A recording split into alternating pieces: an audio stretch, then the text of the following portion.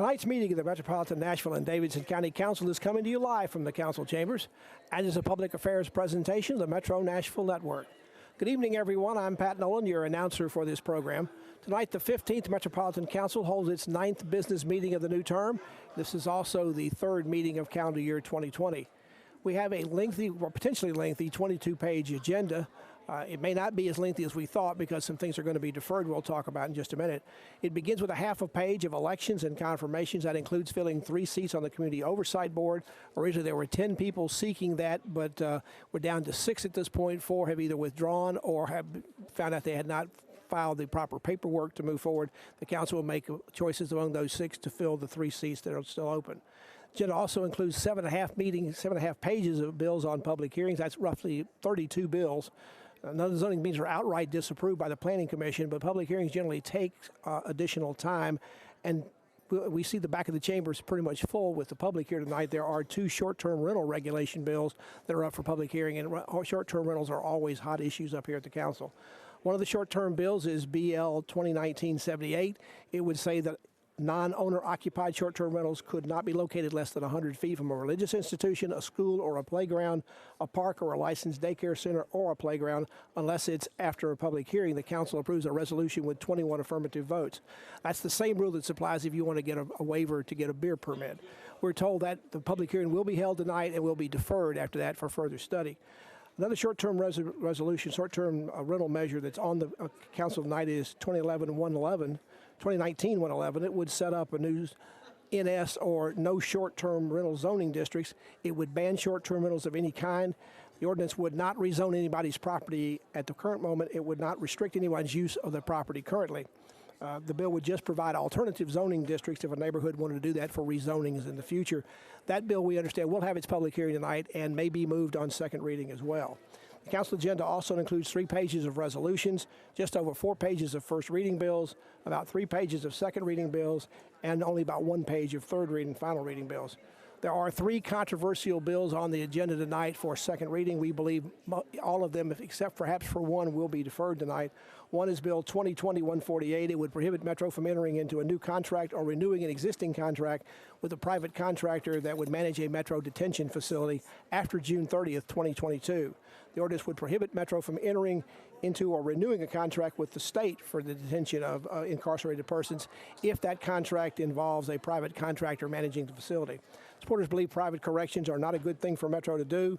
The bill, if passed, would likely impact the city's contract with Core Civic, with the operation of the Metro Detention Center. That expires in July of this year, although we're operating under an emergency contract right now. Metro also has a contract with Youth Opportunities Investments, LLC, for the operation of the Juvenile Detention Center, which has been much in the news lately. The terms of that contract extend through June 30th, 2022. Both the sheriff and juvenile officials indicate the cities operating those facilities directly would be significantly more expensive than a private contractor.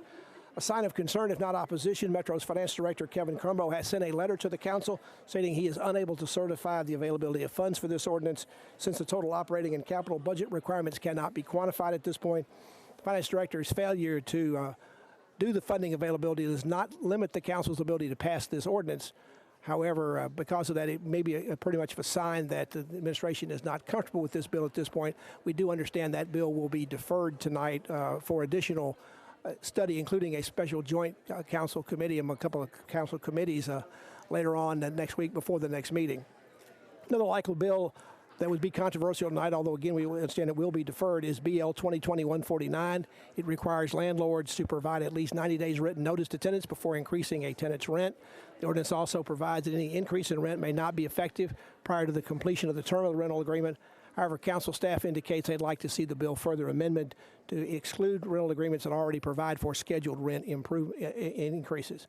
There's also a bill tonight, BL 2020-115, that will require a security plan for obtaining a building permit for a parking structure if it's constructed near a stadium, an arena, or a racetrack.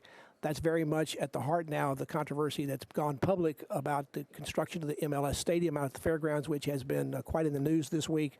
I believe Councilman Steve Glover, even though it passed in committee tonight, is probably going to defer it because he does not want this matter, I've been told, to get in the middle of this controversy. The council, by the way, if you'd like to follow tonight's council meeting as it progresses, you can find the council agenda online, as well as the council staff analysis with explanations of the legislation. Just go to the Metro Council portion of the Nashville.gov website, and then go to the Legislative Information Center there. We'll also be placing the bill numbers on the screen when they come up on the agenda for consideration tonight, so you can follow along and keep up with where we are on the meeting agenda. Let's go now to Vice Mayor Jim Schulman. He's about to gavel tonight's meeting to order.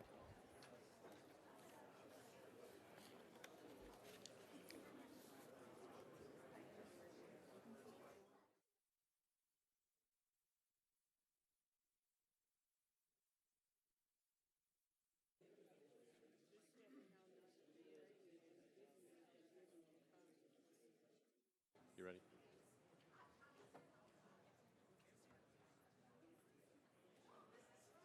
See the clock? See it right there?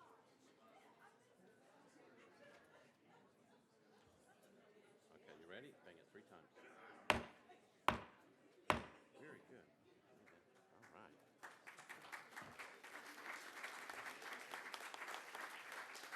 That was so good. That was so nice that you applauded me just for starting the meeting.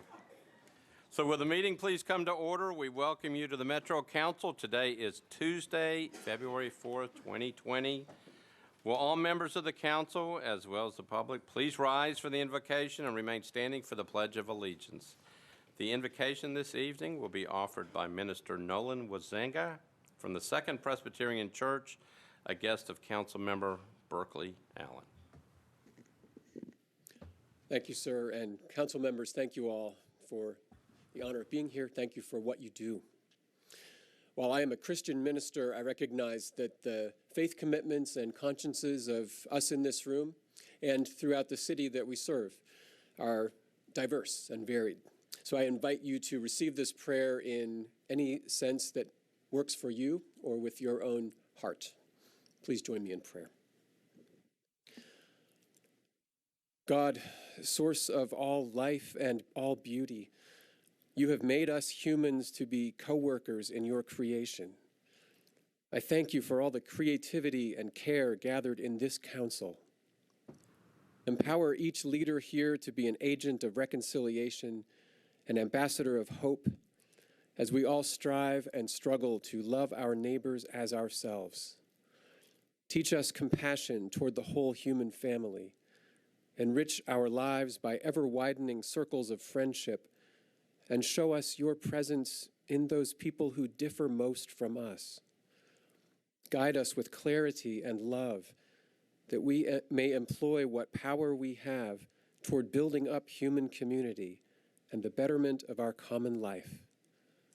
Grant us wisdom and a reverence toward nature, so that generations yet to come may continue to praise you for the beauty and bounty of your beloved world. Give each of us the strength to cry for justice, to be patient for peace, and to be persistent in love. I pray in the name of Jesus, Prince of Peace and brother to us all. Amen.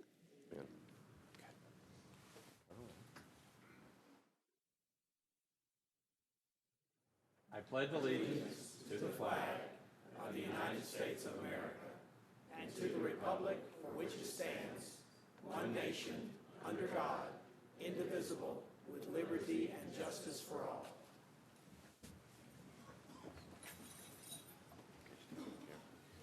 So y'all may be seated. Our special guest tonight is McKinley. She is 4 years old, and she told me that she likes to play Barbie and watch Barbie.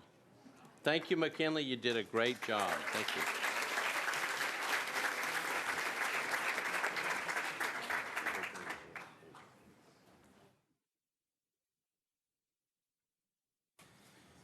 All right, without objection, we will suspend the calling of the roll and ask the clerk to record the names of those members present throughout the meeting.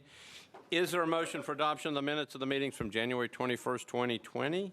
Heard a motion, properly seconded. Without objection, the minutes of the meeting will stand approved as written. Madam Clerk, are there any messages from the mayor? No, Mr. Vice Mayor, there are no messages from the mayor. All right, thank you, Madam Clerk. Several announcements before we get fully into the agenda. As a reminder, the presidential preference primary and the county primary elections will be Tuesday, March 3rd, 2020. Okay, Tuesday, March 3rd, 2020. Early voting schedule is as follows. Wednesday, February 12th through Tuesday, February 25th. You can vote early at the Howard Office Building located at 700 2nd Avenue South. All other voting locations will be open from Wednesday, February 19th, 2020 through Tuesday, February 25th. Those locations are all open at 8 a.m. on those days but have different closing times. Please check with the Election Commission on their website or call 615-862-8800 for details. Again, remember, presidential preference primary and the county primary elections will be Tuesday, March 3rd, 2020. It is important for people to go vote. Also want to recognize that police officer Eric Mumma died in the line of duty 3 years ago this past Sunday while serving his community.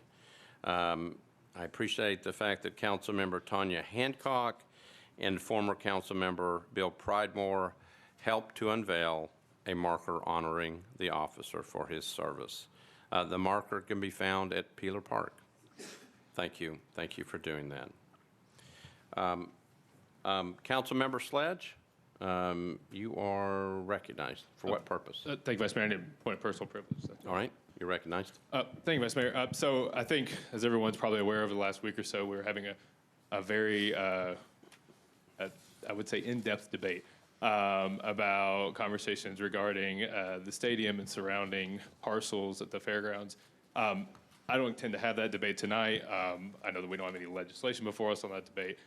One thing I have found over the last week that I'm having a little difficulty with is we don't have a great process when it comes to requesting legal opinions. I've tried to figure out how we do a formal request. We don't have an AG of the city that we can make a formal request of. So basically, my formal request of Metro Legal was trying to find out basically where we stand legally, where the city stands on this, both in process, basically what are our legal abilities within this process.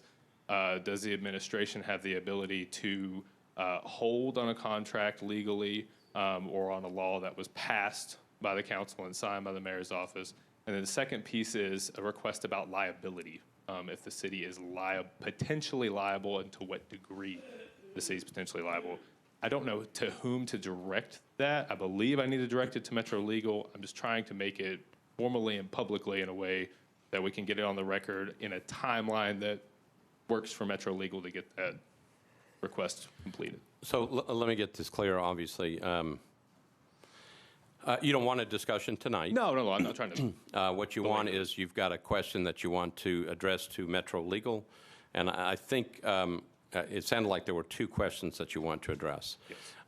So from purposes of the administration, is it better to have it in writing, or can you just pass it along to Metro Legal and say these are questions that are being addressed? Hold on, let me recognize you. Okay.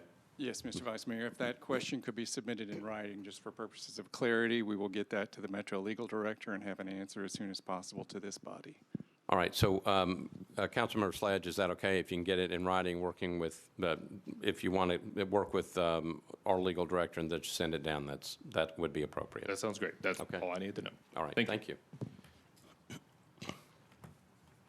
Okay, on to elections and confirmations. Is there a report from the Rules Committee? Councilmember Rosenberg, you're recognized. Thank you, Mr. President.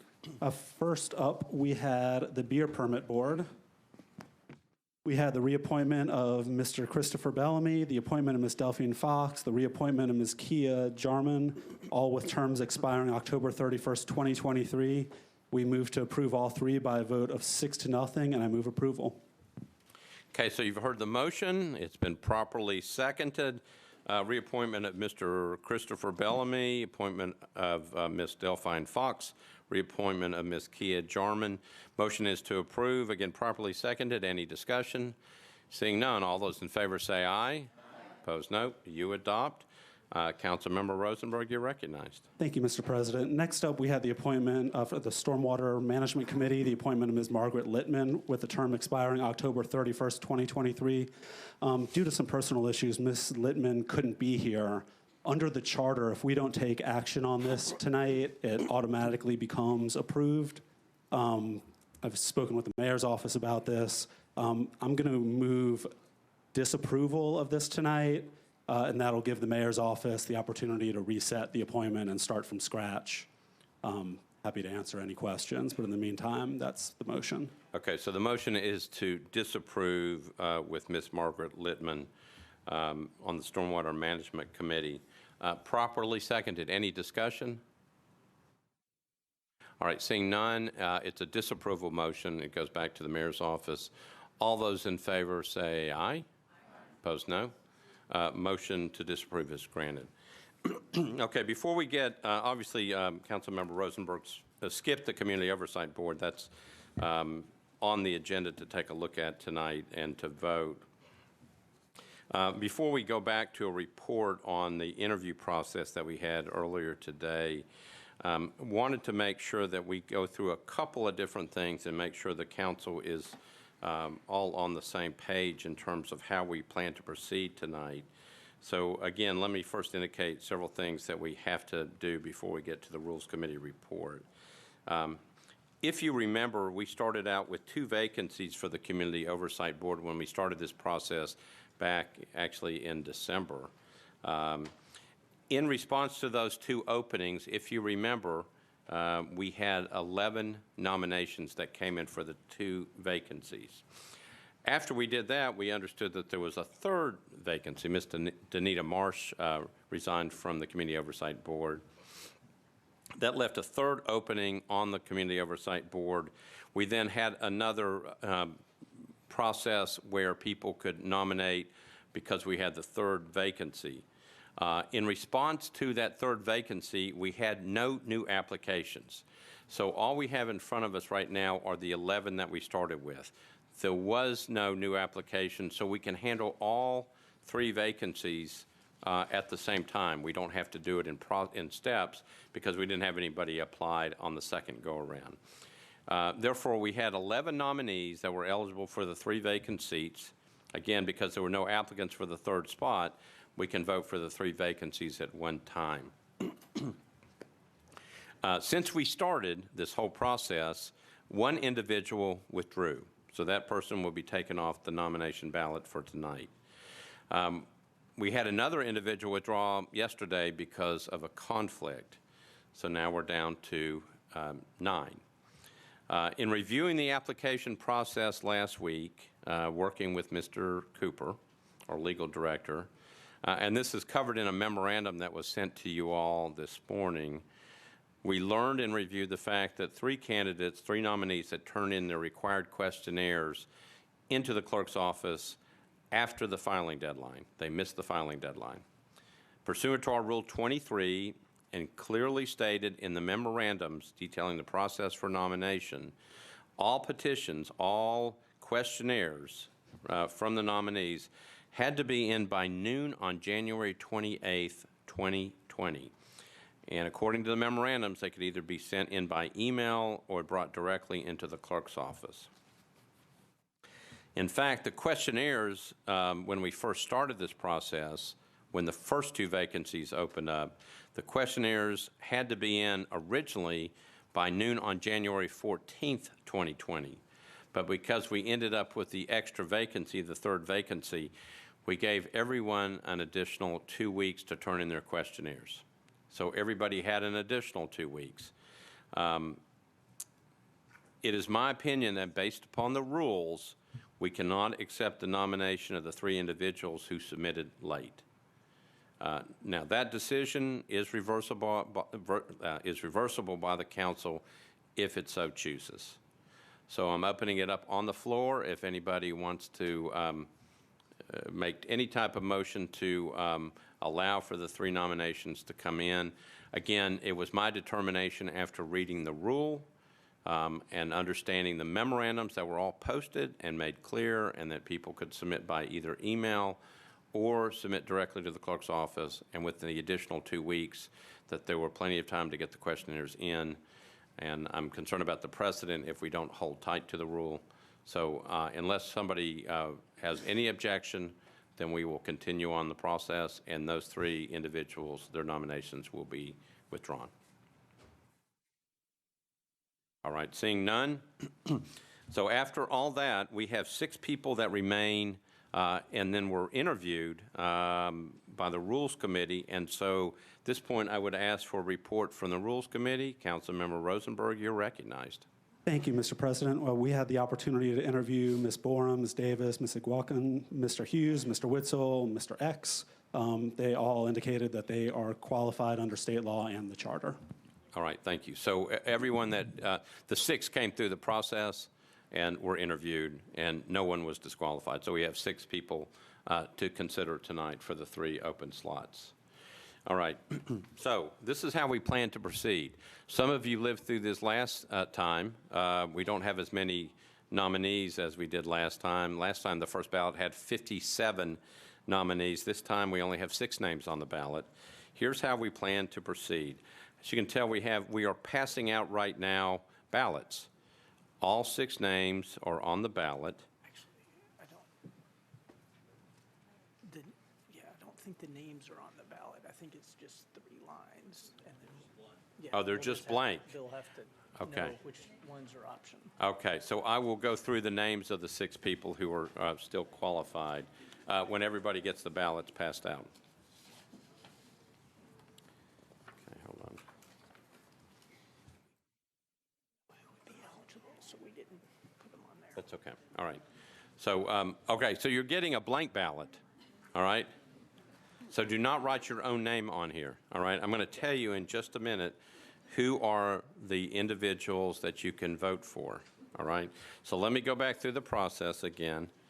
You can select, listen carefully, I'm going to give you the 6 names in just a minute, but you can select 1, 2, or 3 names on that ballot. There should be a place that you can sign or print your name on the ballot. There's also a place that indicates your district number or whether you're an at-large member, okay?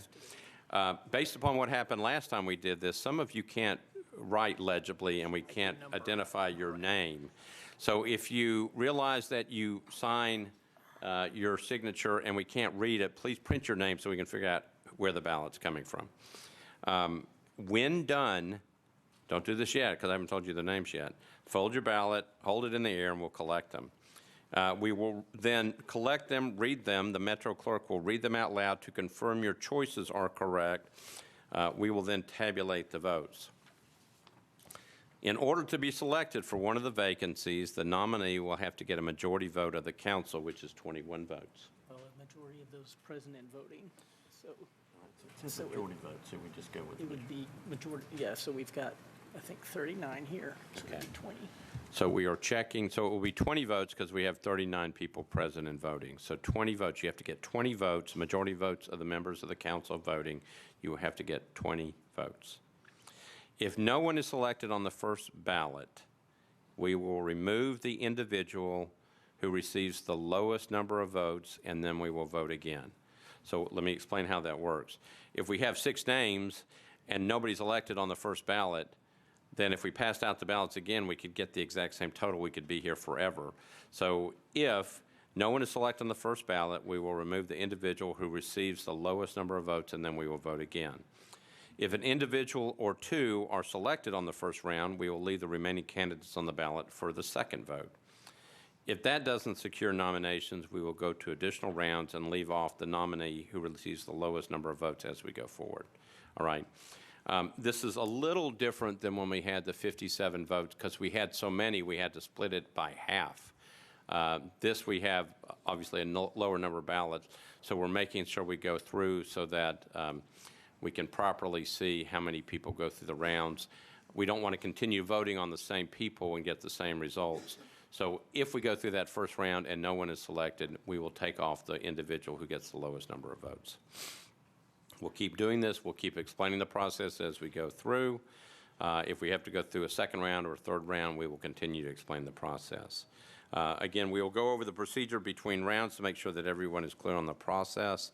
Now, the one thing that you will need to know, at least the candidates will need to know, is that the third vacancy left open by Danita Marsh is only for one additional year.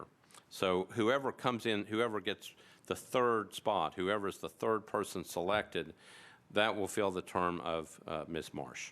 Okay? Any questions at this point? Good. So I don't have to repeat it. Oh, Mr. O'Connell has hit his button. Mr. O'Connell, Councilmember O'Connell. Thank you, Mr. Vice Mayor. Last night I heard about a company out there that makes an app for voting. Is there some chance we could we use that? That's why we're using paper ballots.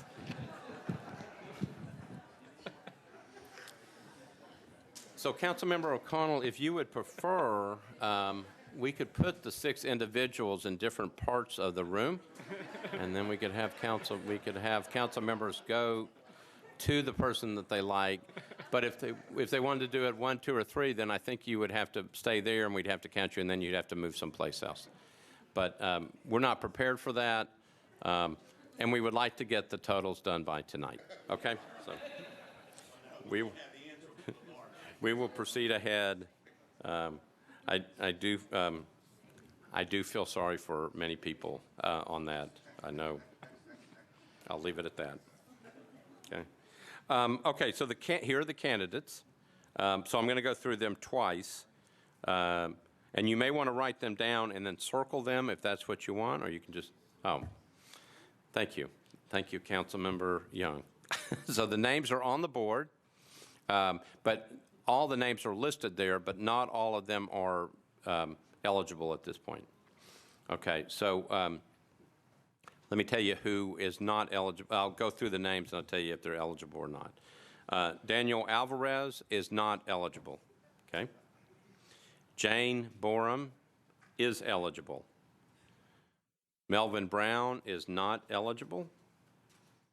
Cameron Chase is not eligible. Ashley Davis is eligible. Kelly Iguacan is eligible. Vanessa Gonzalez is not eligible. O. Timothy Hughes is eligible. Sean Witzel is eligible. Samuel X is eligible. So I'm going to go back through and tell you just the names of the individuals who are eligible. Jane Borum, Ashley Davis,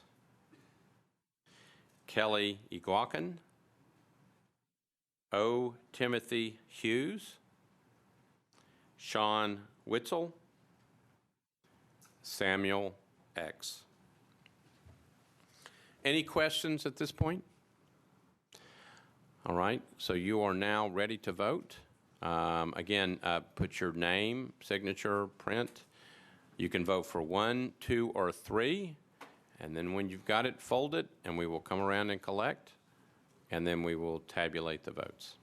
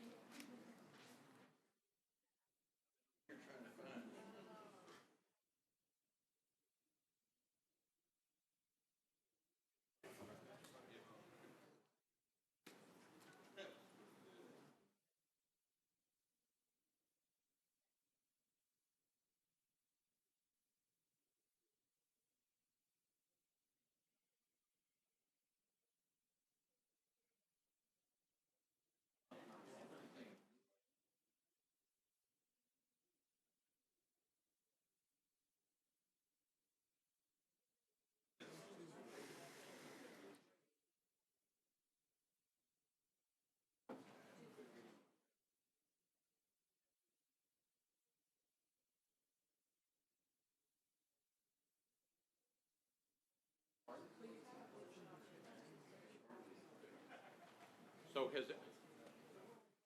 has everyone voted? Everybody turn in their ballot? Anybody not turn in their ballot? Okay, so we're going to Madam Clerk, before you start, I know you got to sort them to make sure we've got them right. While we're going to start with Councilmember Mendez and then go across the board. What the clerk will do is call out your ballot and the 1, 2, or 3 people that you voted for and make sure that's right. And then we have several people counting to make sure that we've got this right. Madam Clerk, are you ready? Yes. Before you do that, I do need to recognize that former Mayor Bill Purcell is in the audience with his students from Vanderbilt. If you all will stand up so we can recognize you, that would be great. Mayor Purcell, way in the back. There he is.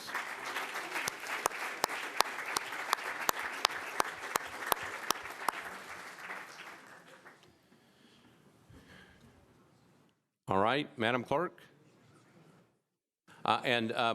When the clerk goes around, if you will just indicate after she reads the names, whether that's just say yes, then we can make sure that we've got it.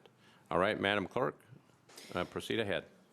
Councilmember Mendez voted for Ashley Davis, Timothy Hughes, and Sean Witzel. Councilmember Hurt voted for Ashley Davis, Timothy Hughes, and Samuel X. Councilmember Allen voted for Timothy Hughes, Ashley Davis, and Sean Witzel. Councilmember Glover voted for Timothy Hughes, Sean Witzel, and Kelly Iguacan. Councilmember Suara voted for Timothy Hughes, Sean Witzel, and Samuel X. Councilmember Hall voted for Timothy Hughes. Councilmember Toombs voted for Timothy Hughes, Sean Witzel, and Ashley Davis. Councilmember Gamble voted for Timothy Hughes, Sean Witzel, and Ashley Davis. Councilmember Swope voted for Sean Witzel, Jane Borum, and Timothy Hughes. Councilmember Parker voted for Timothy Hughes, Sean Witzel, and Kelly Iguacan. Councilmember Withers voted for Timothy Hughes, Sean Witzel, and Ashley Davis. Councilmember Benedict voted for Timothy Hughes, Ashley Davis, and Sean Witzel. Councilmember Van Rees voted for Ashley Davis, Timothy Hughes, and Sean Witzel. Councilmember Hancock voted for Ashley Davis, Timothy Hughes, and Sean Witzel. Councilmember Young voted for Ashley Davis, Sean Witzel, and Timothy Hughes. Councilmember Hager voted for Ashley Davis, Sean Witzel, and Timothy Hughes. Councilmember Evans voted for Ashley Davis, Timothy Hughes, and Sean Witzel. Councilmember Bradford voted for Ashley Davis, Timothy Hughes, and Sean Witzel. Councilmember Roten voted for Ashley Davis, Timothy Hughes, and Sean Witzel. Councilmember Syracuse voted for Timothy Hughes, Sean Witzel, and Jane Borum. Councilmember Welsh voted for Timothy Hughes, Ashley Davis, and Sean Witzel. Councilmember Sledge voted for Jane Borum, Ashley Davis, and Timothy Hughes. Councilmember Cash voted for Timothy Hughes, Sean Witzel, and Ashley Davis. Councilmember O'Connell voted for Ashley Davis, Sean Witzel, and Timothy Hughes. Councilmember Roberts voted for Ashley Davis, Sean Witzel, and Timothy Hughes. Councilmember Taylor voted for Timothy Hughes, Ashley Davis, and Kelly Iguacan. Councilmember Hauser voted for Jane Borum, Ashley Davis, and Sean Witzel. Councilmember Druffel voted for Ashley Davis, Timothy Hughes, and Sean Witzel. Councilmember Pulley voted for Timothy Hughes and Sean Witzel. Councilmember Johnston voted for Timothy Hughes and Sean Witzel. Councilmember Nash voted for Sean Witzel and Timothy Hughes. Councilmember Vercher voted for Ashley Davis and Timothy Hughes. Councilmember Porterfield voted for Sean Witzel, Timothy Hughes, and Ashley Davis. Councilmember Sepulveda voted for Timothy Hughes, Sean Witzel, and Ashley Davis. Councilmember Rutherford voted for Timothy Hughes, Sean Witzel, and Jane Borum. Councilmember Stiles voted for Timothy Hughes and Sean Witzel. Councilmember Lee voted for Ashley Davis, Timothy Hughes, and Sean Witzel. Councilmember Henderson voted for Timothy Hughes, Sean Witzel, and Ashley Davis. Councilmember Rosenberg voted for Timothy Hughes, Sean Witzel, and Ashley Davis. All right, we've got everything correct. Any changes? Okay, we're going to tabulate the votes. While we're doing that, I know we're not through with elections and confirmations, but I would like to recognize that we did, on the beer permit board, we did reappoint or appoint all 3 members. I don't know if they're still here, but if you are, please stand when I call your name. Mr. Christopher Bellamy, did he sneak out? Miss Delphine Fox, there you are, and Miss Kia Jarman. Thank you for agreeing to serve. We appreciate your willingness to serve and to volunteer your time.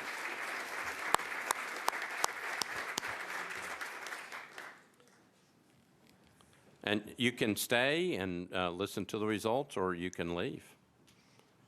Thank you for staying. Most people get out of here as soon as their names are called.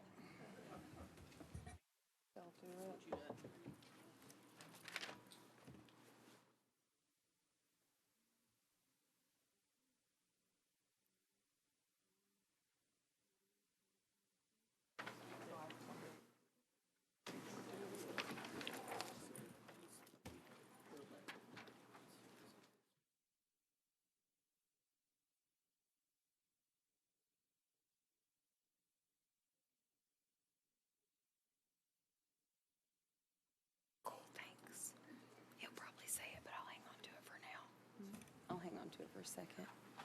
All right, so we have now got the vote totals on the first ballot.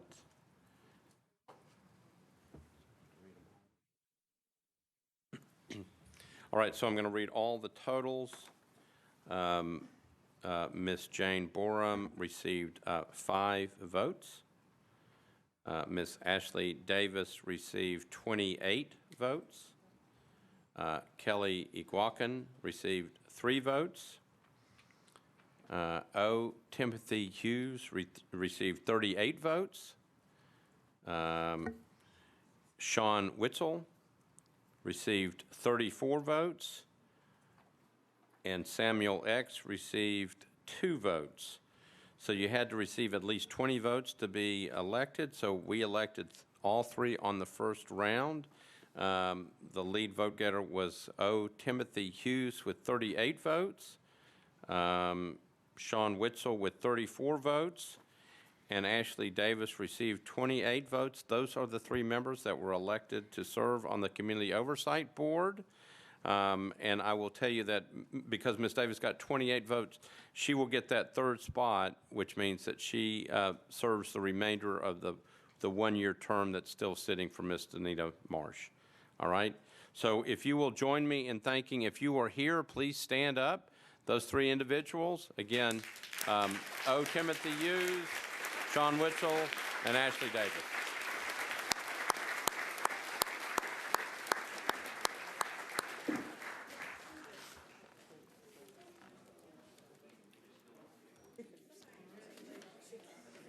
What day was that?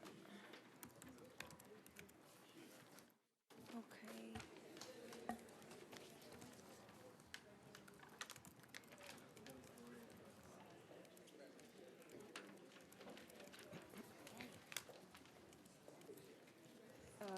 I need,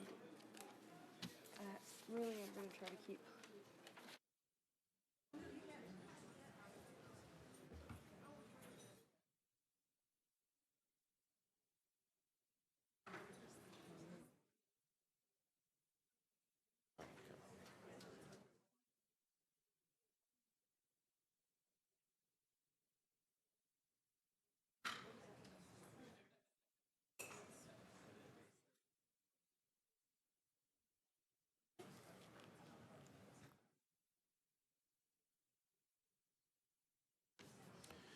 So again, congratulations. I would also say that to everybody who submitted their nominations, we very much appreciate your willingness to participate. I know that several people didn't get their questionnaires on time. Please rethink about serving. We very much appreciate the people who always put forth their names who are interested and willing to serve.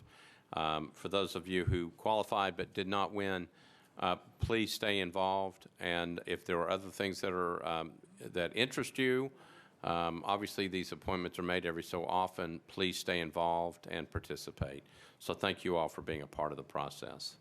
All right. So we now move to something that is actually not listed on the agenda, but we had noticed before, and that is that all 8 special committee reports are now in.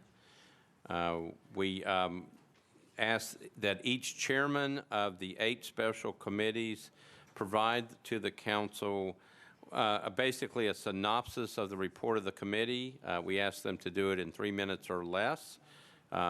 Each committee report has now been posted on the Metro Council website under legislative information, and I believe they were also sent out, hopefully, to all council members as well. They are exceptional in terms of their work product. Very pleased, and we were looking for recommendations.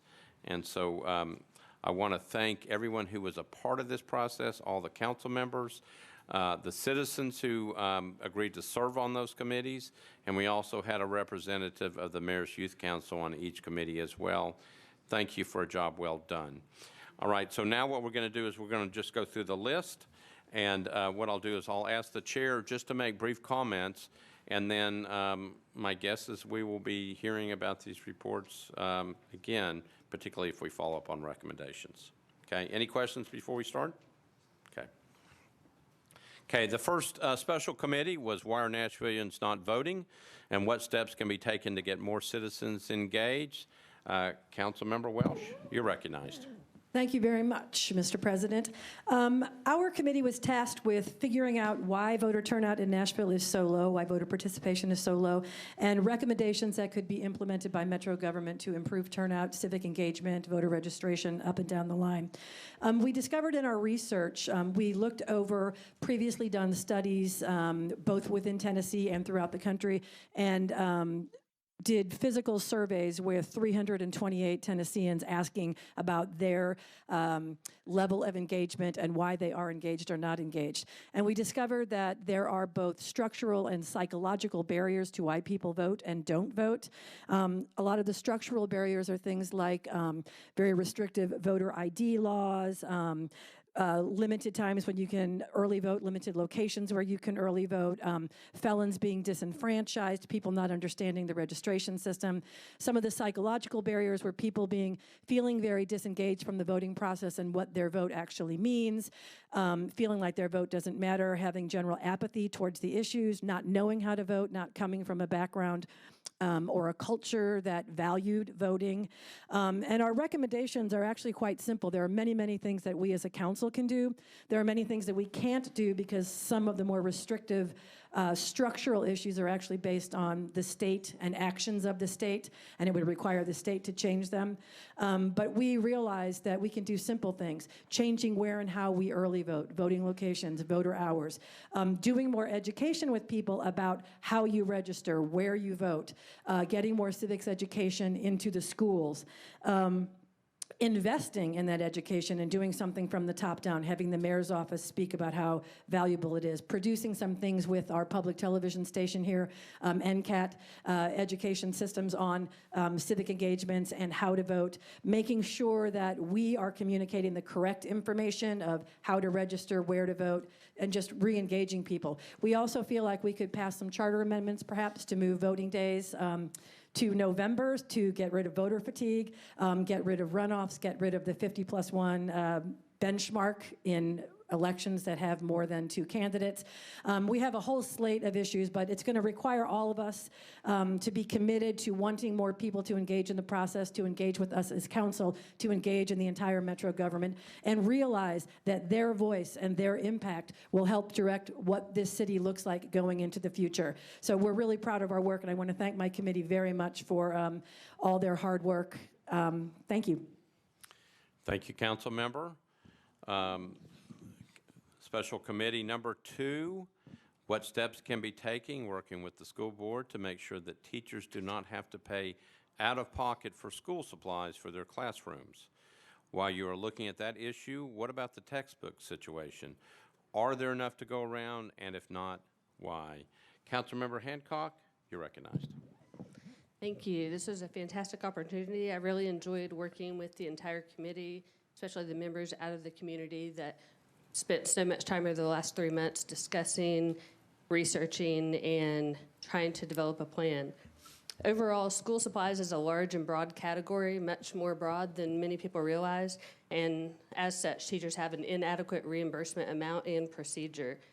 Textbooks, also referred to as instructional materials, are a large but necessary piece of the school budget and must be supplied to all students across the district. And there's a nonprofit organization called Pencil that was created specifically to help supply school supplies to students throughout Metro Nashville Public Schools through the teachers and through the schools. So our determination was that we need to budget an additional $500 per teacher in addition to the BEP money already provided from the state for teachers to spend for the good of the students. We learned this from a survey that we did with all Metro Nashville Public School teachers, of which 954 responded, which was a 19% response rate. We requested that teachers use their BEP funds from the state for standard school supplies before accessing their additional funds because the state does have such restrictive procedures on what those funds could be used for. In turn, we recommended to Pencil that they prioritize the high priority schools in the district to help address the inequities in school supply allotment across the district, because those high priority schools are typically the schools that the students do not have the ability or don't always have the ability to have all the school supplies there that they need. And we're going to try to, as Pencil grows, they currently serve about 1/3 of the students throughout the district through donations from businesses across the city and beyond. And we would like them to concentrate their growth on the high priority schools and, of course, serve everyone as possible.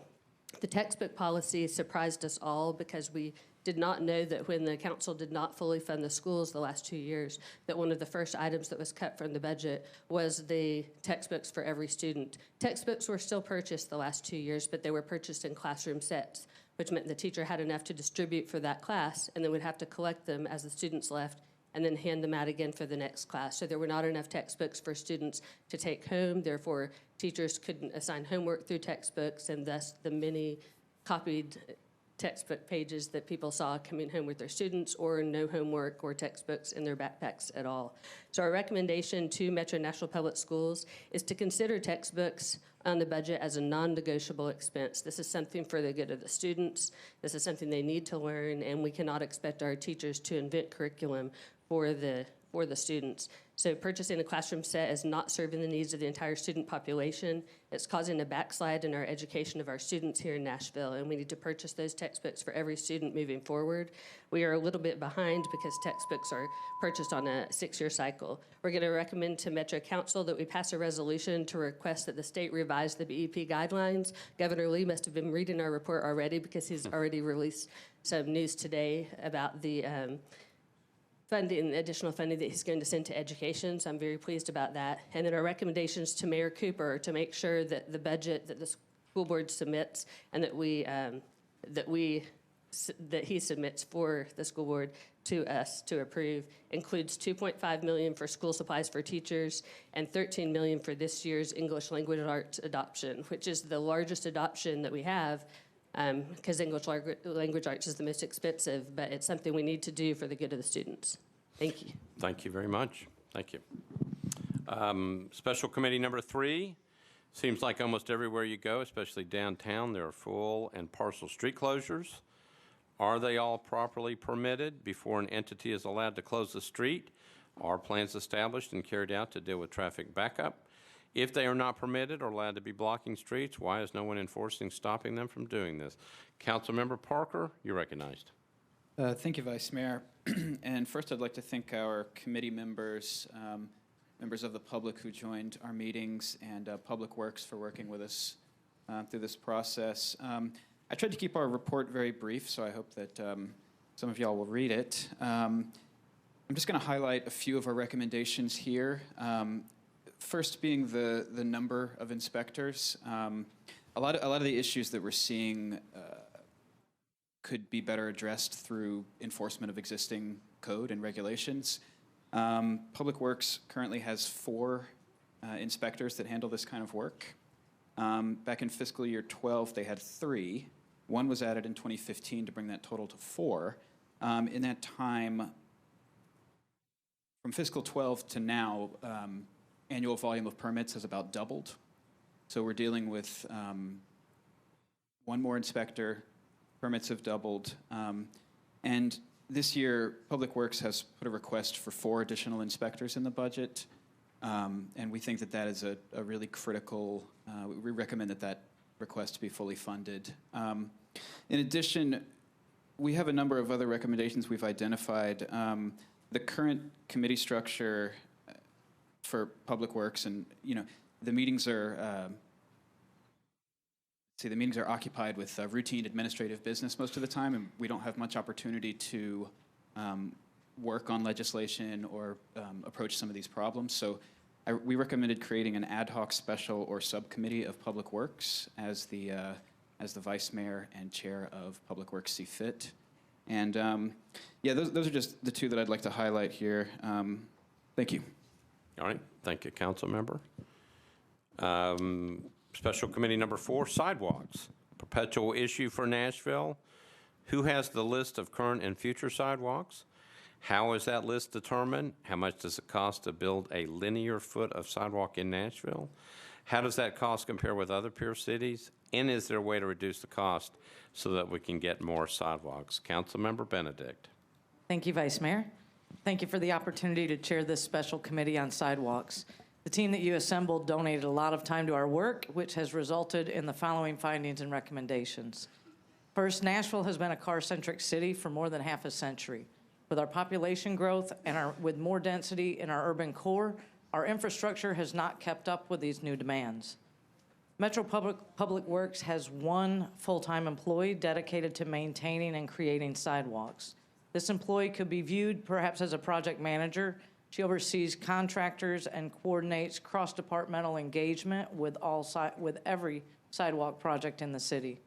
Again, this is 1 employee managing this for the entire city.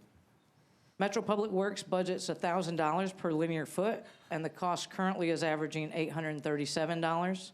Peer city information is that we've been able to gather. It's not really apples to apples due to how we include costs like stormwater in our reporting. But Metro Public Works is working to benchmark against other cities to find areas where we can do better.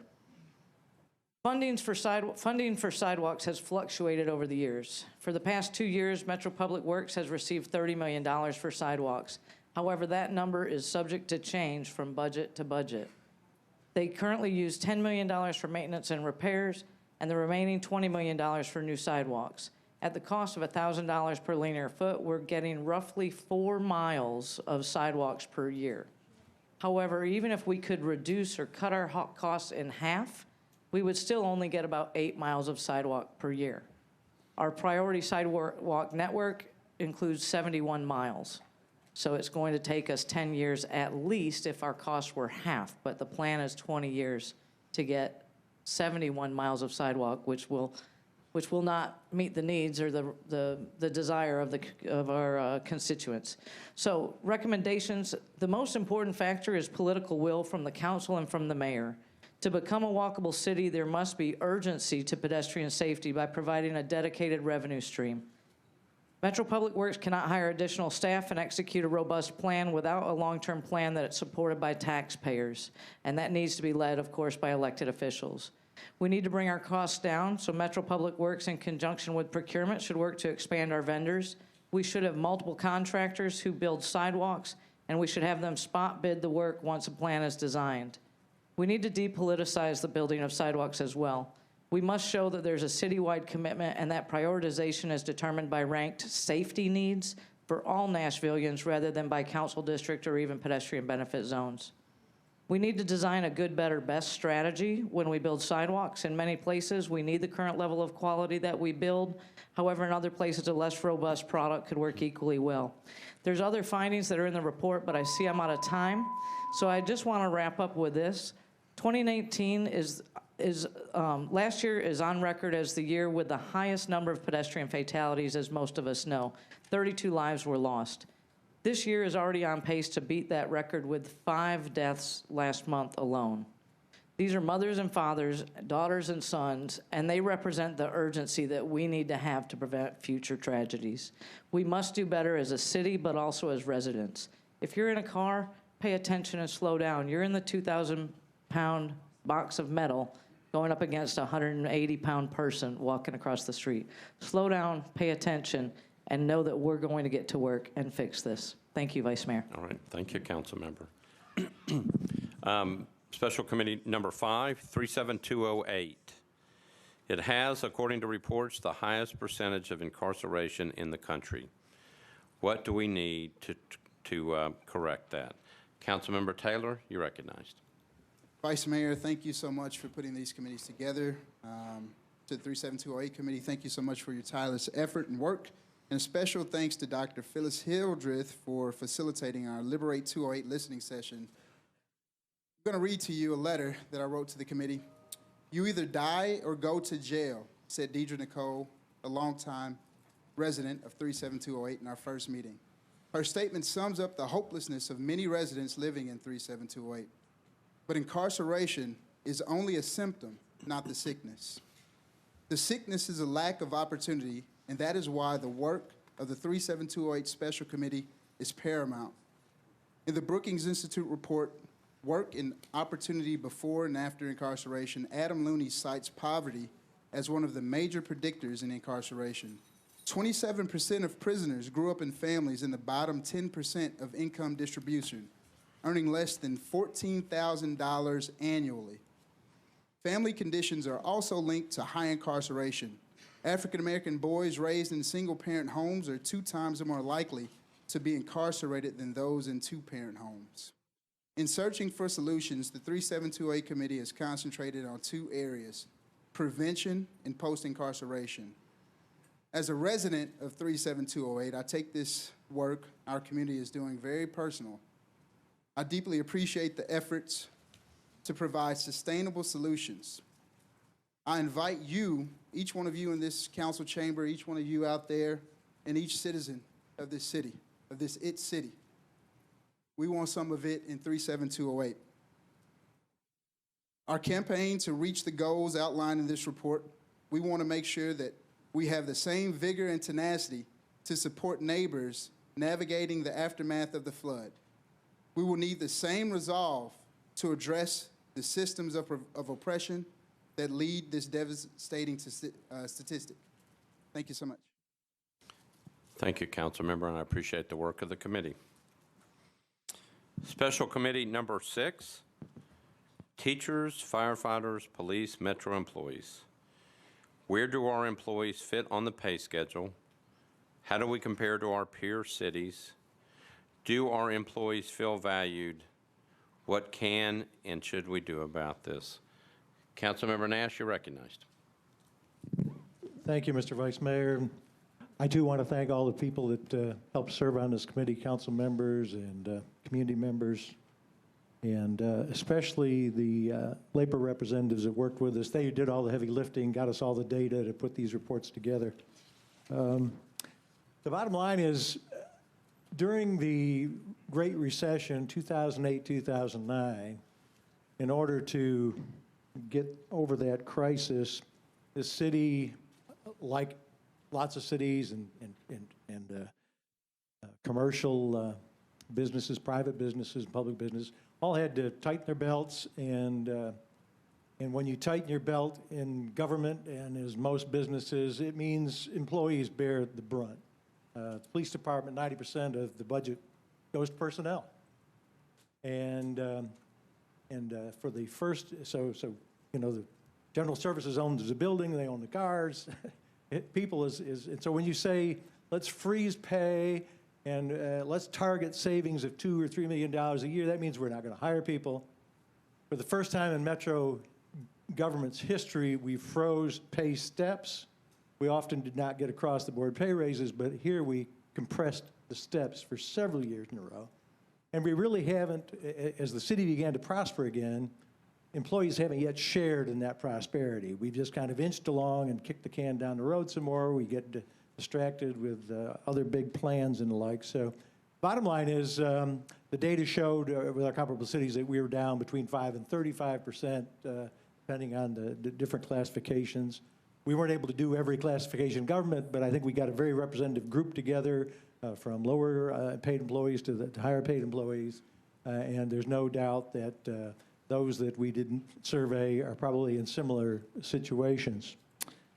As far as recommendations, obviously we've got to find the will and the way to somehow find some funding to begin addressing these pay issues and making our teachers and police officers competitive. Why? Because frankly, we're not being able to hire and retain the numbers and the qualified people that we would like to hire.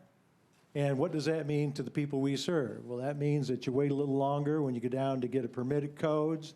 That means that the fire truck that's come to your house may not be staffed according to many safety standards. That means you're going to wait a little longer for that police car. That police officer that answers your call may not have the backup they need readily available. It means that the classroom that your child's at doesn't have a certified teacher right now. They've got to hire some outside person to come in and attend that class. So it does have a direct effect on our constituents, and we're going to need to find funding for across the board and also do some reclassification studies. Across the board is not going to do it. For instance, engineers, Public Works is having a very hard time hiring engineers. With all the building construction, we can see why lots of competition for those. So there's a couple of recommendations. All right. Thank you, Council Member. Nothing easy. Lots of money. Special Committee number 7.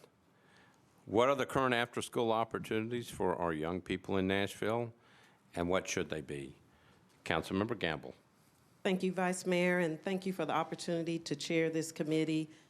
The Metro Council After School Special Committee was charged with assessing current after-school programs in Nashville and making recommendations to address barriers that Nashville's after-school programs have to serving more youth.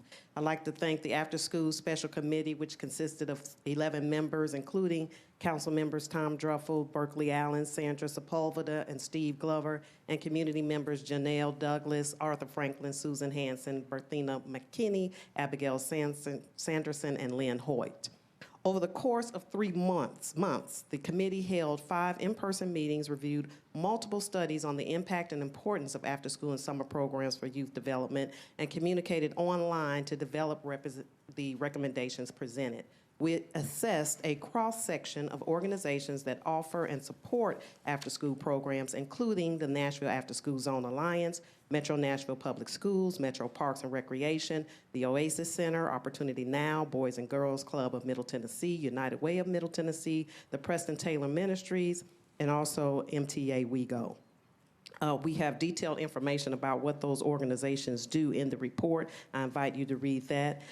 In communication with the committee, these organizations shared a common theme of barriers and challenges that they have to serving more youth in Nashville, and they include lack of transportation, shortage of qualified staff and volunteers, lack of usable facility space, and limited funding resources. In addition, there was a consensus that there needs to be more collaboration between the organizations that offer after-school services and more studies and data sharing to better understand supply and demand, as well as more public awareness about the programs available. Furthermore, we learned through assessment of national studies and research that when evaluating after-school time opportunities, there's a vital need to include summer programs in that assessment. After-school service providers often are the ones who also provide summer programs, and these summer programs, and the lack thereof, have major community impacts as well as educational and developmental impacts for youth. So after considerable evaluation of the common barriers impacting the accessibility of after-school programs that we assessed and discussion about the research on the effectiveness of those after-school programs, the committee developed the following recommendations. Number one, increase operating hours at all community centers during the week and on Saturdays. Number two, improve transportation access for youth to after-school and summer programs.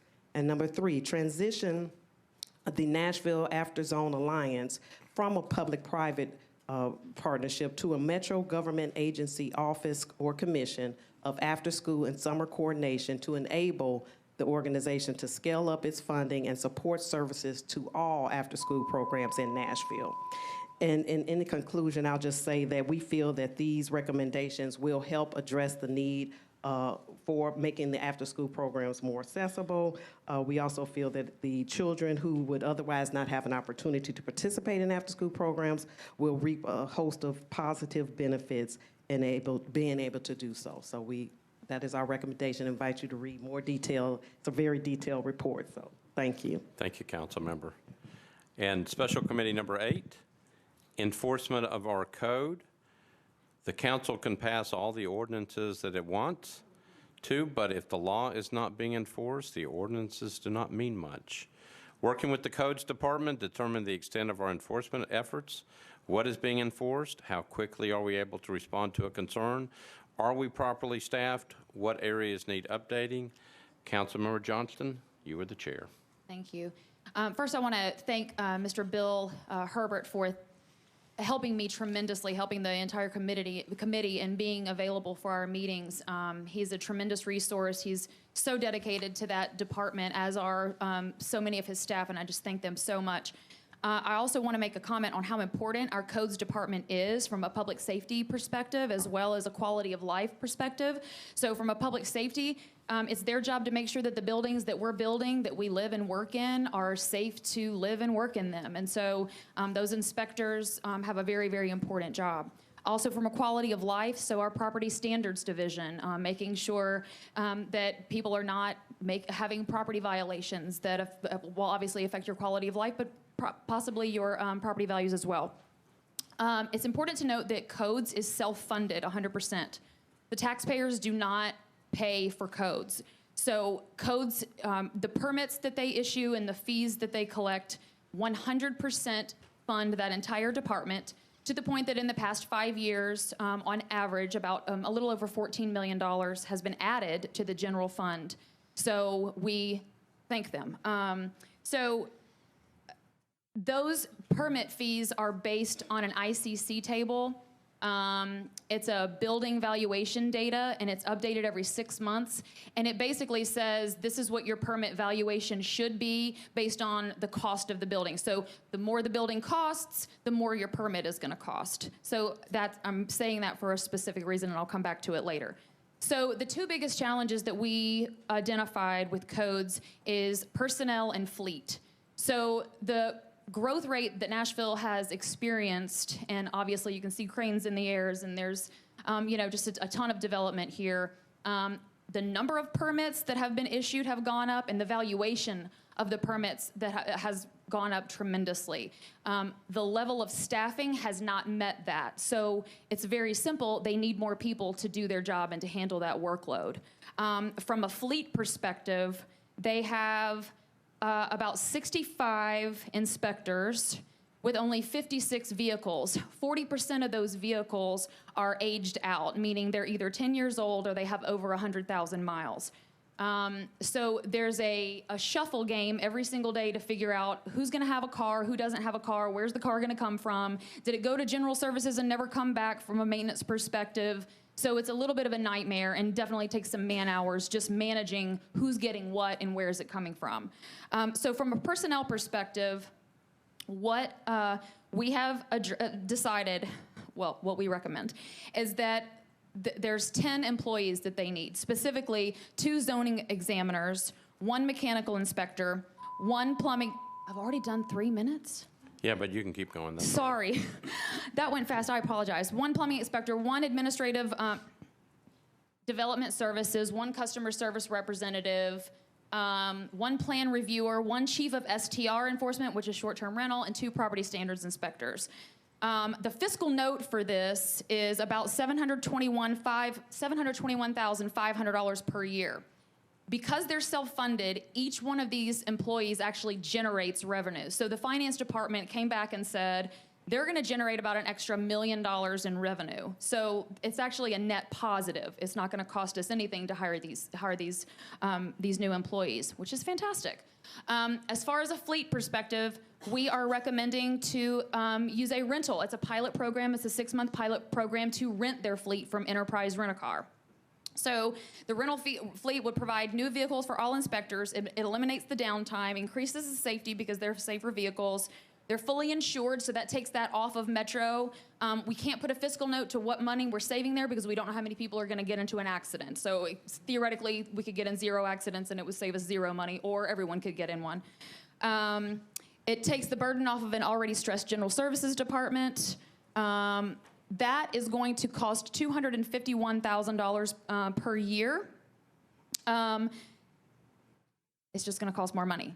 So to pay for this, we're recommending that we move from the ICC 2015 that we're operating from to the 2019 table, which actually increases permit fees by an average of 8%. And I have all of this back up in my report, so I don't want to get into the weeds. Anyway, it is a net positive.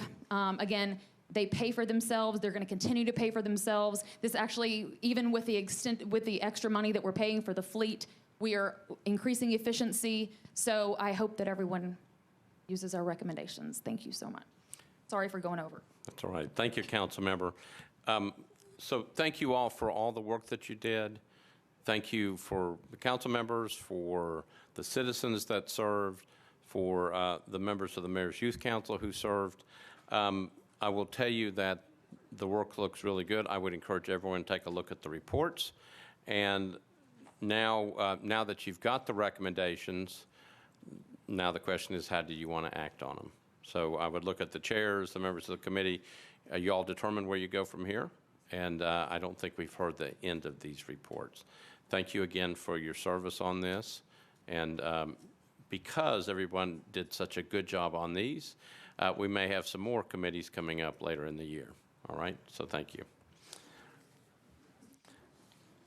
All right, so we now move to resolutions on public hearing. I believe there's only one. So for purposes of how this works for the people viewing and for the people in the back, I will call up the resolution, refer to the sponsor. Unless the sponsor moves to defer on the public hearing, the sponsor will call for a public hearing. I will then ask for a show of hands for those who are here in favor. Then I'll ask for a show of hands for those who are here in opposition. If anyone in favor wishes to speak, I will ask you to come forward, introduce yourself, and give us your address. You will have 2 minutes in which to speak. Then ask if anyone opposed wishes to speak. So that's the process.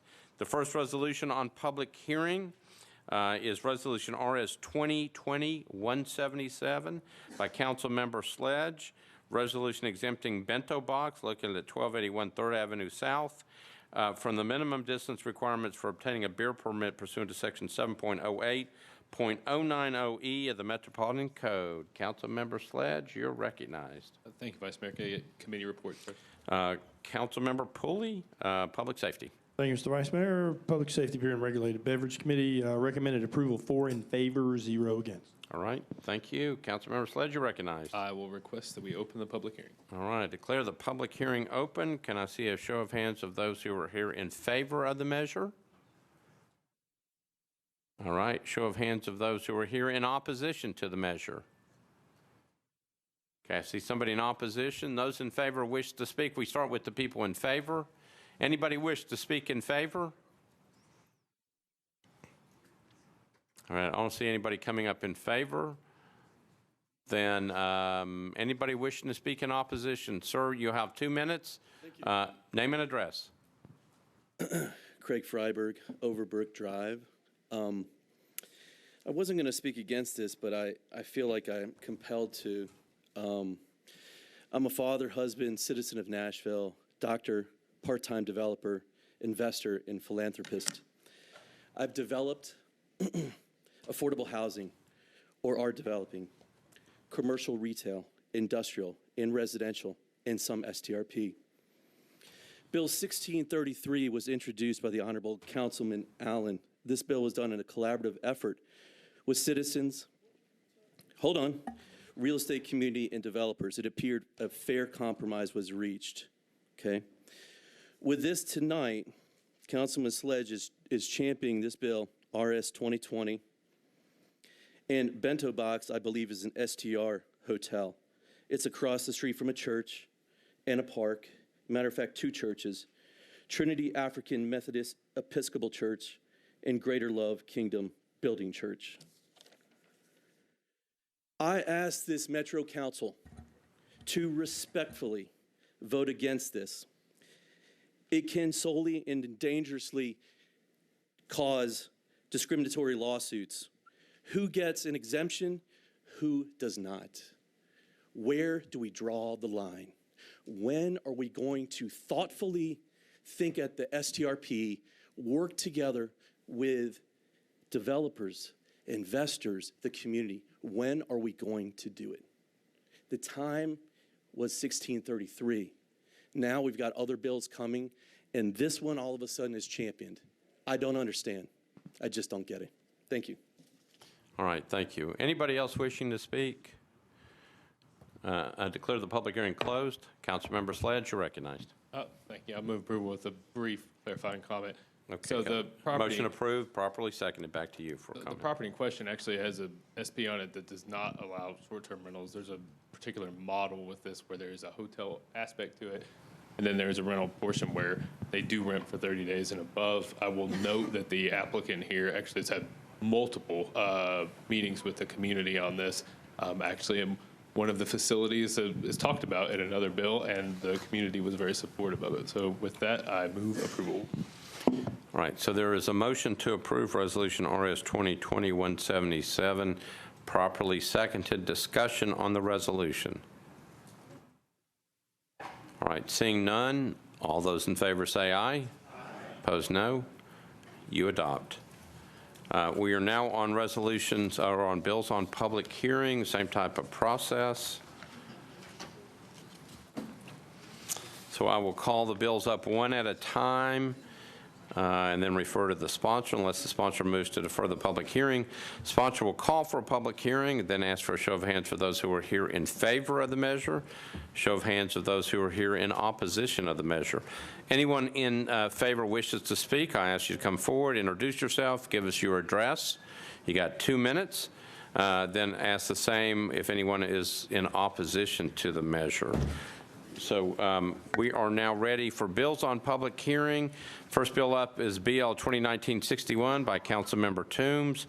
Ordinance to amend Title 17 of the Metropolitan Code of Laws by changing from R8 to RM15A zoning for properties located at 2127 and 2129 Cliff Drive, approximately 570 feet southeast of Buena Vista Pike, .40 acres. Councilmember Toombs, you're recognized. Thank you, Mr. Vice Mayor. Move to defer to the first meeting in March. Okay, so the motion is to defer to the first meeting in March, properly seconded. Any discussion on the deferral? Seeing none, all those in favor say aye. Opposed, no. The motion to defer is passed. BL 2019-69 by Councilmember Toombs. Ordinance to amend Title 17 of the Metropolitan Code of Laws by changing from RS10 to RM9A, zoning for property located at 3413 John Mallet Drive at the southern corner of Ashton Avenue and John Mallet Drive. It's .42 acres. Councilmember Toombs, you're recognized again. Thank you, Mr. Vice Mayor. Move to defer to the first meeting in March. Okay, so the same type of motion to defer to the first meeting in March, properly seconded. Any discussion? Seeing none, all those in favor say aye. Opposed, no. You adopt. The bill is deferred to the first meeting in March. Next bill up, BL 2019-78 by Councilmember Sledge, ordinance to amend section 17.16.070 of the Metropolitan Code to impose a minimum distance requirement for new short-term rental properties, non-owner occupied, from churches, schools, daycares, and parks. Councilmember Sledge, you're recognized. Let's keep it going, defer to the first meeting in March. Okay. The motion is to defer to the first meeting in March, properly seconded. Any discussion? Seeing none, all those in favor say aye. Opposed, no. You adopt. Thank you, Councilmember Sledge. Next bill up, BL 2019-90 by Councilmember Lee. Ordinance to amend Title 17 of the Metropolitan Code of Laws by changing from AR2A to RS10, zoning for property located at 4465 Laverne Catchwell Pike, approximately 75 feet southwest of Rockland Trail. It's 5.01 acres. Councilmember Lee, you're recognized. Thank you, sir. I hate to break up a good roll, so I would like to defer this to the first meeting in March. All right, so the motion is to defer to the first meeting in March. Y'all want to just defer everything to the first meeting in March? Okay. Yes. I'll just pretend I didn't hear the second. So on this one, 2019-90, properly moved and a proper second. Any discussion on the deferral motion? Seeing none, all those in favor of the deferral motion say aye. Opposed, no. You adopt the motion to defer. Thank you. BL 2019-102 by Councilmember Toombs. Ordinance to amend Title 17 of the Metropolitan Code of Laws by changing from CL and RS 7.5 to RM20A zoning for properties located at 2206, 2210, and 2214 Monticello Drive at the southwest corner of Monticello Drive and Avondale Circle. It's .61 acres. Councilmember Toombs, you're recognized. Thank you, Mr. Vice Mayor. I'm going to switch it up a little bit and move to withdraw. Ooh, okay. So the motion is to withdraw. Properly seconded. Any discussion? Seeing none, all those in favor say aye. Opposed, no. The motion passes. Motion to withdraw passes. The next bill up is BL 2019-111 by Parker, Toombs, and Sledge. This is an ordinance to amend Title 17 of the Metropolitan Code of Laws to create certain new zoning districts which prohibit short-term rental property uses and to make minor corrections, all of which is more described in the bill. It was, if you're looking at the agenda, it was referred to the Planning Commission, but the Planning Commission approved this bill 8-0. Councilmember Parker, you are recognized. Thank you, Vice Mayor. I'd like to open the public hearing. Okay, declare the public hearing open. I'd like to see a show of hands of those who are here in favor of the measure. Okay, show of hands of those who are here in opposition to the measure. All right, so those in favor of the measure wish to speak. If you would, please come up.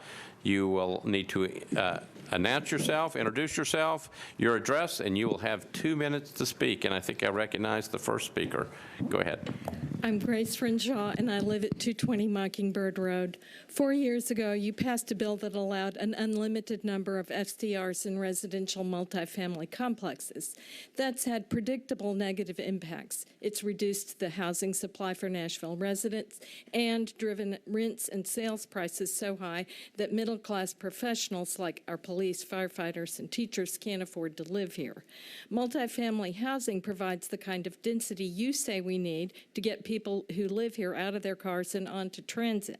But last year, when you had the opportunity to turn off the fire hose of unlimited STR permits, you allowed developers and STR lobbyists to force you into continuing to issue an unlimited number of permits in multifamily complexes for 2 more years. What good is more density on major transit corridors if residents can't live there? Residents now have only one solution to avoid any multifamily project proposed for their neighborhood end up full of investor-owned vacation rentals, a specific plan that prohibits STRs. This bill offers a better solution to council reps who need more actual housing for residents in their districts and for their constituents who don't want a rowdy Airbnb complex in their midst. Developers and property owners have behaved like the greedy customer at the all-you-can-eat buffet who camps out by the crab legs and loads his plate every time a new batch arrives so nobody else gets any. Thanks to the availability of unlimited permits, they're building too many all-Airbnb complexes and absorbing too many units in residentially zoned complexes at a time when we need more housing and affordable housing for residents. BL 219-111 offers a simple solution to stop that going forward, and the only people who will find it objectionable have already stuffed themselves at the unlimited permit buffet. Please turn off the fire hose of STR permits that's draining our housing supply and pass this bill. Thank you, Ms. Renshaw. I believe that may be the first time anybody's said crab legs during a public zoning or a permit buffet. Thank you. Name, address, and you've got 2 minutes. Good evening, Jim and council members. I'm Adam Vollrath. I live in 322 Wilburn Street, just across the river here. And for the past 2 years, I've served as the president of the McFerrin Park Neighborhood Association. My first goal was keeping my neighbors informed about the decisions being made about our community and empowering them to participate. A big part of this is finding common ground between rezoning applicants and our neighbors. These additional NS zoning districts will make it easier for neighbors to support increased density. The community plan identifies most of our blocks as neighborhood maintenance or evolving. This means the Planning Commission will not approve commercial or mixed-use zoning, but they will approve multifamily residential RM zoning. When this happens, people who want new residents and new neighbors will oppose the application because the RM zoning district does allow a commercial use, non-owner occupied short-term rental units. So when that happens, that's what dominates the discussion around these rezoning applications. We're not talking about density or affordability or whether multiple families and new neighbors should live on this lot because we know that won't happen. Some developers probably do sincerely want to build apartments for long-term tenants, but they cannot assure my neighbors without doing an expensive, specific plan zoning. The essence of this bill for my neighborhood is it provides new options for multifamily zoning without commercial uses. If this becomes law, we can go back to talking about responsible infill development, and we can welcome new permanent residents. I guarantee you'll see more multifamily zoning pass with more support from my neighbors. Thank you all for your time and your work. Thank you. Anybody else wishing to speak in favor of the measure? All right, seeing no one else in favor, those wishing to speak in opposition, if you would, please come forward. And don't wait, just come on up so that you can proceed. I need name, address, and you will have 2 minutes in which to speak. Thank you. Good evening, council members. My name is Megan McCrae, and I reside at 1006 Southside Place, Nashville. Thank you for your service to our community and for taking the time to listen to us once again. I'm here on behalf of the Nashville Area Short-Term Rental Association, our 270 plus members, and of course myself. We are here in opposition to BL 2019-111 and ask you to vote no on this bill. We do understand the need for high-density affordable housing. However, there are other solutions rather than creating an entirely new layer of zoning, specifically targeting STRs. In the past, the city has approved incentives to hotels, like the $128 million incentive given to the Omni. Perhaps providing similar incentives to our local developers, helping them to offset the rising cost to build affordable housing units, could be one solution. Short-term rentals in and of themselves offer other solutions. According to the e-permit site, 73% of all short-term rental permits are issued to owners who reside right here in Davidson County, and this income is used to help offset the rising cost of living here. We also know that short-term rental taxes provide the only source of dedicated recurring revenue to the Barnes Affordable Housing Fund, a fund whose contributions were recently cut in half. Our taxes there are more important than ever, and allowing future short-term rentals would only increase those contributions. Though not its intent, this bill opens the door for properties, streets, and neighborhoods to be downzoned to eliminate just one specific use, short-term rentals. With such a high percentage of owners being local, this bill's impact will certainly be felt by your constituents. We respect your time, however, it is still important for us to exercise our right to publicly voice our opposition. We genuinely hope our concerns are heard too. As hosts, your neighbors, and Nashvillians, we respectfully ask for you to consider voting no on this bill. Thank you. All right, thank you. Yes, sir. My name's Adam Forgas. I'm at 1110 Chapel Ave, District 6. I want to voice my opposition to this bill. We can all kind of agree that we have to work on some housing issues here. We have an ever-growing population in this city without the housing that we need to do that, which is actually generating the demand and the cost to go higher. I don't necessarily think it's all STRs, as some of our opposition would like you to think. With that, as our STRs do generate 1% in tax towards the Barnes Affordable Housing Fund. Last year alone, that was $1.4 million. Okay, over the entirety of when the inception of that tax has been in place, it's over $3 million. So I would like you guys to take that into account when you continually come up here with short-term rental bills and trying to detract from them. There are a lot of positives that go along with this, including the fact that the people that do own these short-term rentals are increasing their income. And that, by definition, means it's lowering the cost of their housing. Okay? So there are multiple factors where this has been beneficial. I respectfully ask you to vote no on this bill. Thank you. All right, thank you. Good evening, Council. My name is Elise Ronzino. I live at 1027 McClurkin Avenue, 37206. Just this past year, my home and 7 others on my street were rezoned from RS5 to RM9. Even though the majority of the impacted homeowners, such as myself, shared their opposition with Planning Commission, our council member at the time, and Metro Council. I discovered the hard way that our consent as property owners was not required or even a concern, and the rezoning went through despite our efforts to stop it. In light of my experience, this bill gives me a tremendous amount of concern. Once again, someone, a neighboring homeowner again, a council member, a stranger even, can apply to yet again rezone my property, this time to the new NS designation. And once again, my opposition may not matter, and without my approval or consent, the rezoning could pass, affecting my home. The bill sponsors have said this is not the intent. However, the way the bill is written legally opens the door for this possibility to happen. I respectfully ask you to vote no, or at least defer, in order to explore alternative solutions. Thank you. All right, thank you. Good evening. My name is Pete Prosser. I live at 623 Oakley Drive in Creve Hall. We love our neighborhood, but I love this city. I'm also a realtor, and I serve on the legislative committee at the Greater Nashville Realtors. Realtors want to protect property owners' rights. And I think this is a big issue that we as a city have to address. And if we begin to create legislation that affects property owners' rights, we have to think about that very carefully. Where does this end, really, as a city? We also have our fiscal challenges, and we know that the revenue that's produced by short-term rentals with fees and permits, as has been mentioned earlier by several other people, does help the Barnes Fund. We want affordable housing for our city. We all know we need it. It was on Mayor Dean when he started, Mayor Berry, previous Minister Riley, now Mayor Cooper. It's a big challenge we face. But there are other solutions than restrictions on short-term rentals, how we can generate revenue. And I think it would warrant that we would study the financial impact on the city, what this is going to do, so that we know exactly how it's going to impact our budget and fiscal responsibility. So I would ask you to defer this bill for now until we could get a study on this and see what the impact is on our city's budget. Thank you. All right, thank you.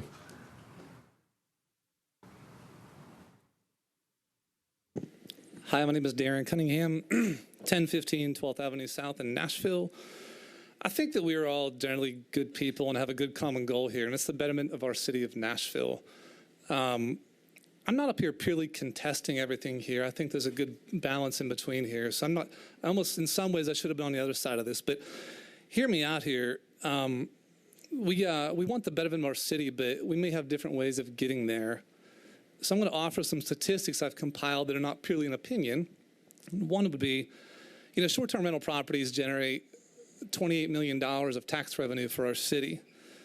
Short-term rentals, and this one shocked me, believe it or not, are actually statistically 8 times less likely to have a complaint filed against them than a traditional home.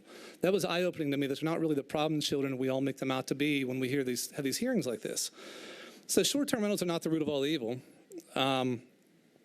We can agree that drunk drivers don't have a place on the highway, but we don't shut down bars and stop selling beer. It's an enforcement issue, and that's what we have in the short-term rental world. When there's problems that come up, we need better enforcement. Of course, we need tax dollars to get there, and short-term rentals produce a lot of tax dollars. So I had a great conversation with Councilmember Parker the other day about the intent of this bill and the clarity of the intent of it. And that is so that you don't take a piece of property and rezone it and think that what you're going to get is a mixed-use development, and turns out the developer puts in a short-term rental property. And you need a tool to prevent that from happening, and you should have that tool. I love the intent of this bill, but what it does, it exposes people to potentially having a downzoning in their entire district. Now and that could be harmful to a lot of people. There is a solution to that. And the solution that we've come up with would be a deed restriction to the property. So you could actually have your potential rezone, but then attach a deed restriction to it. And that deed restriction would then state clearly that there would be no short-term rentals on this property. It would carry with the sale of that property. I ask that you either vote no on this or defer it for further research on this issue. Thank you. All right, thank you. Good evening, Council. Grant Hammond, 342 Harrison Street. For a large city to be successful, it needs a zoning code that defines uses based on community desires, but also addresses property rights. And it needs to be predictable. A healthier zoning code is one that has base zoning districts expressing the needs of the city. Do you know who said that? That was Lucy Kempf, the executive director of the Nashville Planning Department. And she said it at 9:02 p.m. on January 16th after an exhaustive debate after this bill. Director Kempf goes on to say that evening, and I'm quoting here, doubling the zoning code felt very unwieldy because you're adding lots of tools without having to make a decision when they go away. Council, there is a need to create new zoning tools, but we already have one. It's deed restrictions. For those who didn't read my proposal yesterday, deed restrictions have been in use for hundreds of years. They are agreements that restrict the use of real estate in some way and are listed in the deed itself. Deed restrictions are timely, effective, short, not complicated, and extremely difficult to revise in the future. If you currently live in a neighborhood with an HOA, you may already live in a property that has a deed restriction by which you abide. Deed restrictions accomplish the goal of restricting short-term rentals from new rezoning requests where appropriate and keeps our zoning code succinct and predictable. This also solves the potential issue of unintended consequences and the resulting lawsuits from creating 40 new zoning districts, whatever those may be. Now, over the last 30 days, I have sat in multiple high-powered law firm conference rooms as members of the general public have already begun to build their cases against this new law. This is the reality of unnecessarily doubling our zoning code. Please vote to defer Bill 111 for further study. A 30-day delay to study deed restrictions as a more appropriate tool may just save the city from another round of unwinnable lawsuits that ultimately cost the taxpayers money. Thank you. Thank you.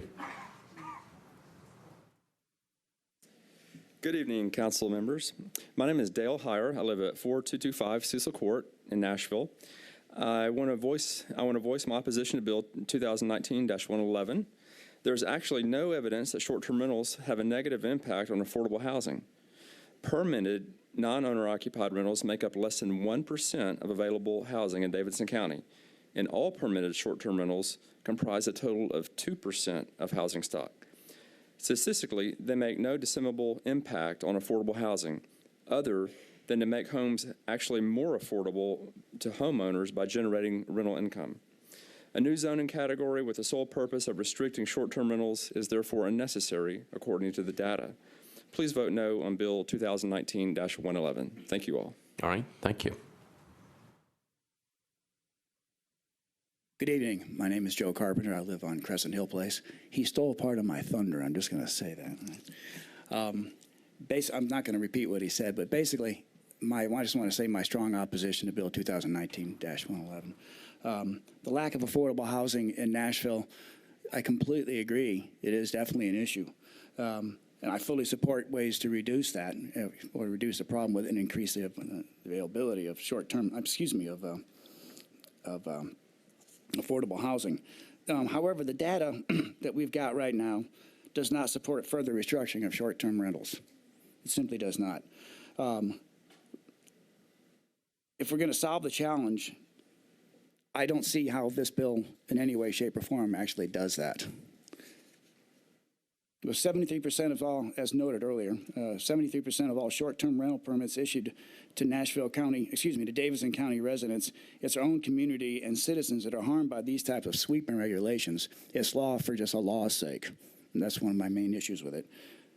For thus, I do respectfully ask you to vote no on Bill 2019-111. Thank you. All right, thank you. Good evening. I'm Dart Livingston, 2115 Yeaman Place. I want to start off with first thanking each and every one of you. What you do is absolutely vital to the success of this city, and it takes a lot, and I couldn't do it, so I admire you. Want to point out my councilman, Sean Parker, done a great job. I remember the first time I saw you at the Maxwell Heights meeting, introducing yourself, and here you are, so congratulations. And I respect the bill. I understand the tools. I see where you're going with that. The only fear that I have is the potential for aggressive downgrading. I'm worried that it could cause economic hardship for certain individuals in the tourism industry. And I think I'm horrible at math, but you had 2 come out against, and you have about 20, or 2 in favor and 20 in against. I won't see my 1-year-old tonight because I got off work and came straight here, and it's past his bedtime. But I'm passionate about this industry, and I just wanted to let my voice be heard. And again, thank you for all that you do. All right, thank you.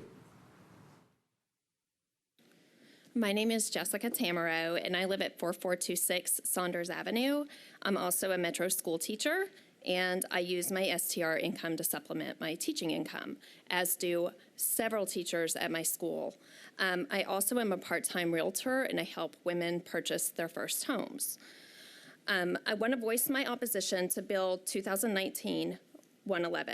While I can appreciate and fully support Metro's concern with providing affordable housing to its citizens, this bill is not the appropriate way to achieve the goal. Making sweeping changes to Nashville zoning code guidelines, which impacts nearly every single zoning code and grants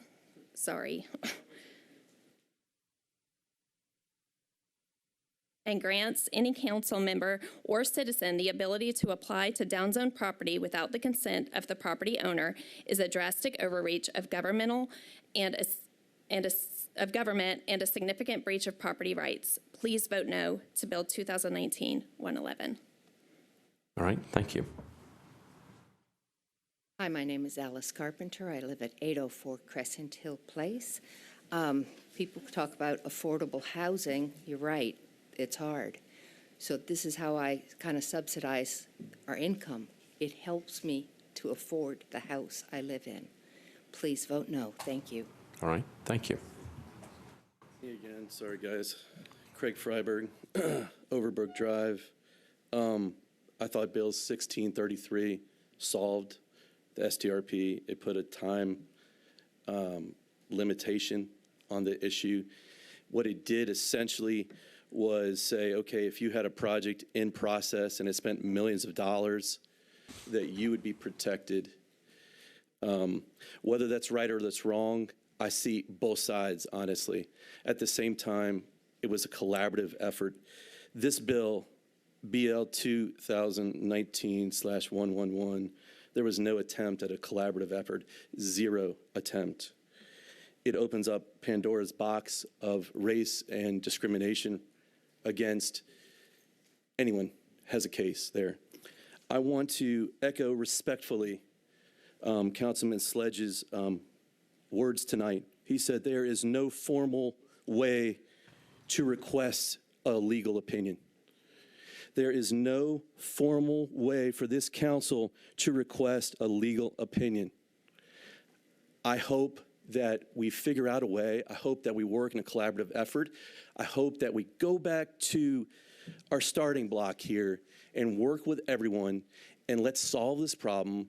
Let's figure out what we need to do so we don't have to talk about STRP anymore. Thank you. Thank you. Anybody else wishing to speak? All right.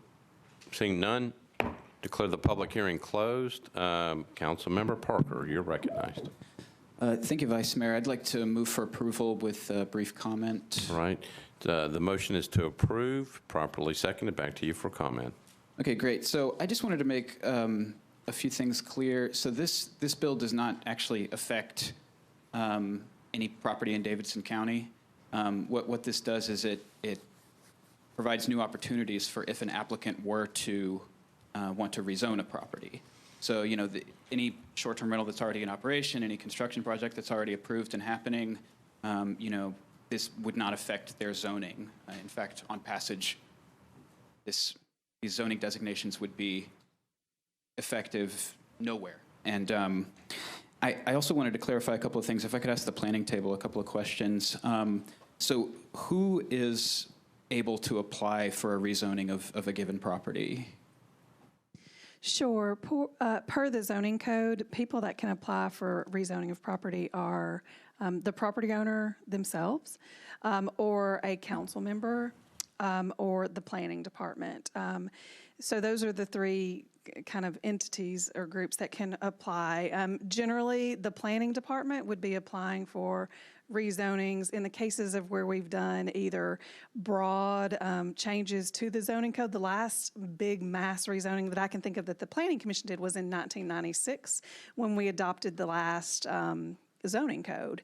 And so it's really when you have new zoning districts that you need to apply, that is when the planning department would kind of be taking that active role of rezoning. Or if there was a large community plan update that necessitated rezoning that was kind of part of the community's involvement, then that might be when planning would.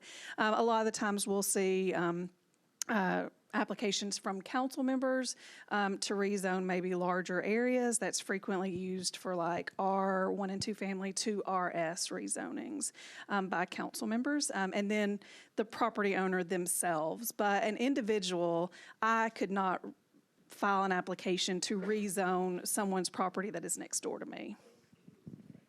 Thank you. So yeah, what this bill does is when an applicant is applying for a rezone, it provides for new designations that can be chosen and sought. And that's what these are. So again, this doesn't affect anyone's property, anyone's project out there right now. But the reason that I wanted to move forward with something like this is over the years, seeing various development proposals for, say, you know, mixed use to sort of in like an emerging neighborhood center, kind of a neighborhood corner commercial activity that I think a lot of communities are comfortable with. You know, a lot of the base zonings that might be applied for in such a case do allow for unlimited short-term rental permits. So what we get is just a lot of pushback from the neighbors who, you know, they might be okay with a coffee shop, they might be okay with a deli and some apartments over top of it, but they simply don't want a short-term rental hotel in their backyard. So I'm asking you to vote yes on this tonight, and I will, I guess, that's it for now. You have moved for passage, and we got a couple of people in the queue, so that's okay. Okay, great. Move for passage, please. All right, thank you. All right, Councilmember Sledge, you're recognized. Thank you, Vice Mayor, and I want to thank the sponsor for this bill, and I too want to give a little bit of background, and I want to thank everybody who came out to speak. I had a really good conversation with Ms. McCrae, who's a a resident of District 17, and we talked through a lot of the same, I think, concerns and aspects of this that were brought up tonight. I do think the gentleman from McFerrin Park kind of spelled out the concerns that at least I've had over the last couple of years when it comes to rezonings, and that is whether willingly or unwillingly, there's been an environment created in which it has become more difficult to have even a conversation with constituents about increasing density, and especially within the urban core, because of a concern that comes up. And I'll give a real-world example. There is a church property where the church is already building a new church and moving out to a different district in District 17 that has been in some version of rezoning conversations for the last 6 years. So it predates my service here.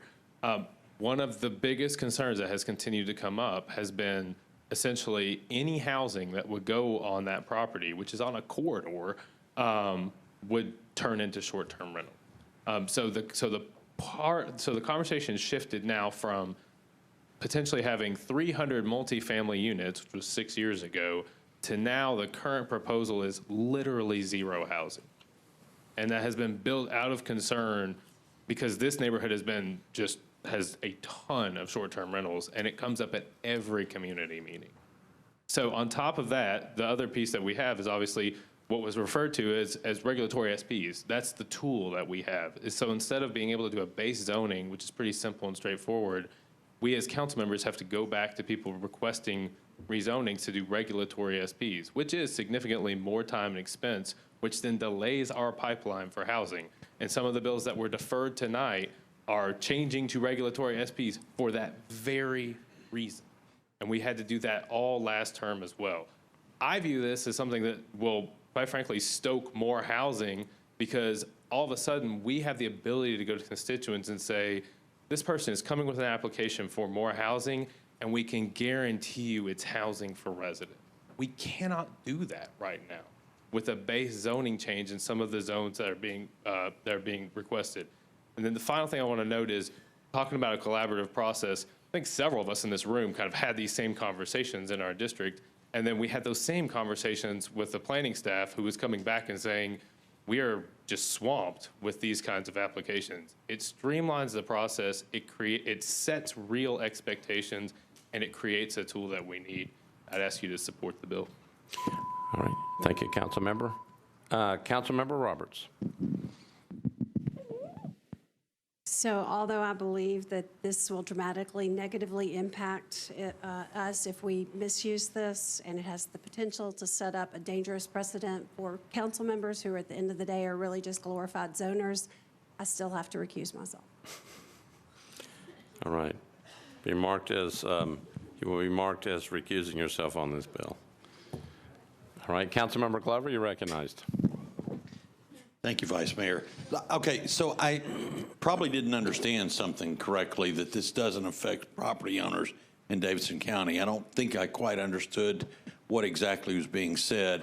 I've gotten a lot of, calls of people asking, can we talk about this a little bit further? Frankly, I don't understand it and exactly what the perhaps unintentional consequences may be with this.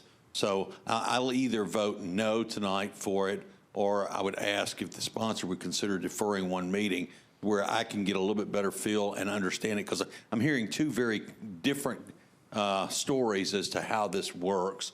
And I'm not going to ask in my defense, but I'll tell you, I've not reached out to Mr. Cooper on it because this all just kind of heated up over the last day, and that's where I am. Not to try and delay it. I get the fact of what everybody's trying to accomplish.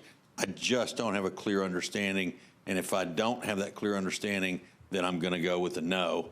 If we defer it, that leaves room for me to make sure I understand it. So that's my request.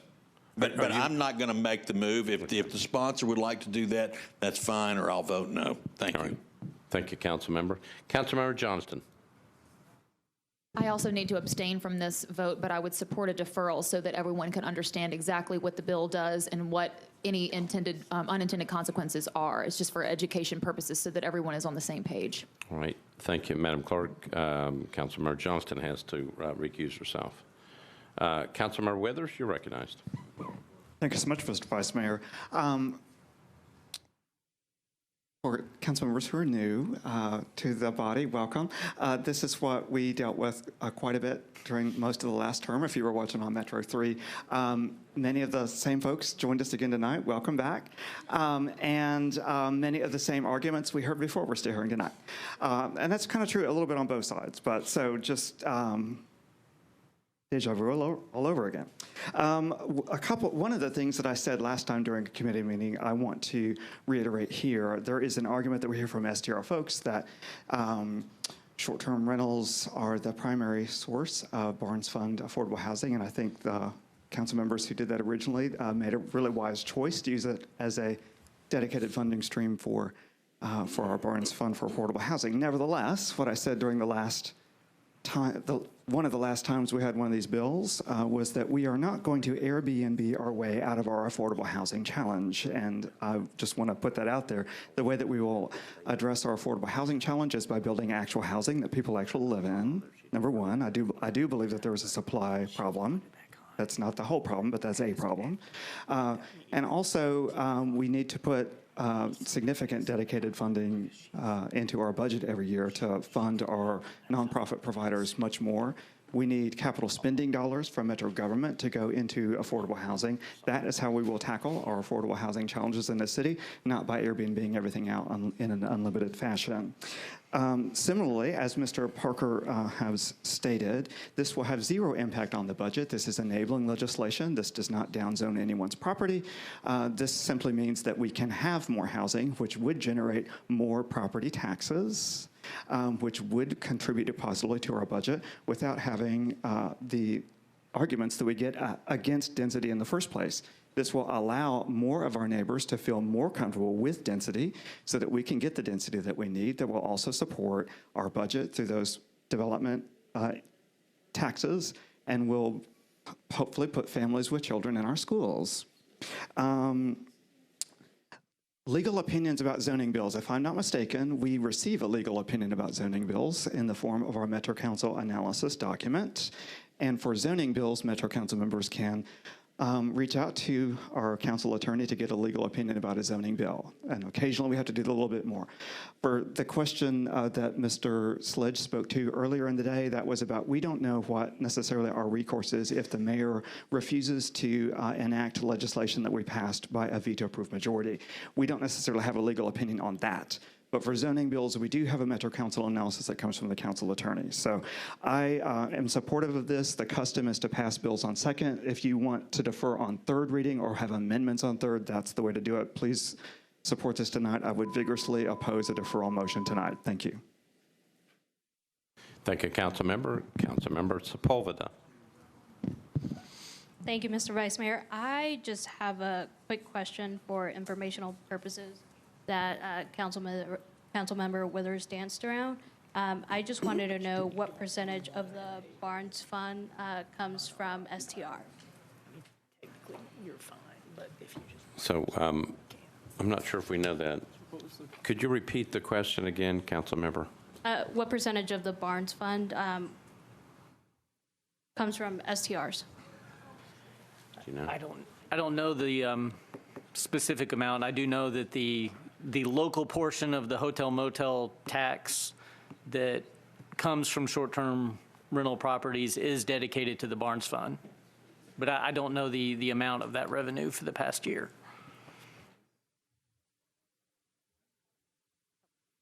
I think Mr. Do you know? Councilman. Councilmember Sledge, do you know? Well, yeah, I was saying, so as the representative on the Barnes Commission for the council, so typically this body has allocated over the last several years $10 million to the Barnes Fund. Of that 10, as was referenced, you're usually having just over $1 million, kind of 1.2, 1.3, those receipts have been coming in. Just to note, that's not additional to what we allocate. It is part of our allocation. It's essentially the only quote unquote dedicated part of that. But what it would mean if you broke it down is it'd be 12, 13%, of that $10 million allocation, but it's part of part of the pie. It's not like we're doing 10 and then this comes on top and all of a sudden we're doing 11.2 or 11.3. So of what we have done the last few years, when we've allocated 10 million every year, just over $1 million has come in receipts from STR. So it's somewhere around 12, 13% a year of the allocation we have made. Okay, thank you. Thank you. Councilmember Sepulveda? That answers my question. All right, thank you. Councilmember Toombs. Thank you, Mr. Vice Mayor. So my district, District 2, is one of the least developed areas of town, one of the most neglected areas of town. My residents have been asking for certain amenities, restaurants, entertainment, things like that for decades. And so they've been sold on the concept that increased density will bring those amenities. So they're cool with density. They're not cool with short-term rentals. It comes up in every community meeting. I've had over a dozen of them in my short time on the council. And that's one of the first questions they ask developers. Will there be short-term rentals? They don't want them. They want permanent residents. They want to see families. They don't want to see people in and out. And so for them to support a project, I can't have short-term rentals. And so for several of my bills, I have changed them to SPs. And that is a more expensive way to go about it. It adds extra steps, whereas if there was a category that was a straight zone change that allowed me to exclude short-term rentals, that would make the process much easier for the community, for our planning department, as well as for the developer. I don't think anybody is entitled to come into a community and dictate what that community wants. My residents have been in the North Nashville, Bordeaux area for decades. They know they want to maintain the culture and character of their community, and for them, that does not include short-term rentals. And as their representative, it's my job to the best of my ability, get them what they want. Okay, thank you, Councilmember. Councilmember Young. Thank you, Vice Mayor. 2 questions, believe it or not. One is not to call the question. You're already too late for that. Yes. Could Director Cooper tell us, they brought up, several folks brought up the deed restriction. Can this body require a deed restriction? So I guess theoretically, a council member who is sponsoring a zoning bill could say, in order for me to feel comfortable proceeding with this, I need to have a deed restriction. That's fine. I mean, deed restrictions are a legal tool. However, they are not enforceable by Metro. And deed restrictions can be removed without any council or governmental involvement. So it is a tool that can be used as a private covenant, but it's not enforceable by the government. Second question, and this probably, I guess, better directed at planning table. Right now, we have all the SPs we're doing because of the restrictions allowed there for preventing short-term rentals. When we're requiring developers or property owners and staff to then go through the SP process, what is that additional burden that is required if you say you have the piece of property and we are requiring the SP? If planning could just mention that, because it is significant. Sure. So let me talk about both things, straight zone chain and SP, so that you can kind of understand the process for both. So just to pick a district, if a property is zoned, say RM20A, and someone wants to develop under RM20A, they go straight to the codes department and apply for a building permit. They go through plans review at the codes department, they get their building permit, they start construction. If a property is zoned SP specific plan, regardless of if that is what we kind of called a site plan based plan or a regulatory plan, regardless of which kind, someone, once they get their zoning entitlement, they then have to come back to the planning department and file at one of our regular filing submittal deadlines for a final site plan. That final site plan will include construction plans and is reviewed by all Metro reviewing agencies. Those can range in how long they take for review, but can be 2 to 6 months, if not longer, depending on the complexity of the site. Once someone has a final site plan approved, then they can come in and file for a building permit. At the time that they file for a building permit with the codes department, they submit plans again to the planning department, and we review those building permits for each. If it's one building on a site for that, if it's multiple buildings, we will review those to make sure that they are in compliance with the final site plan.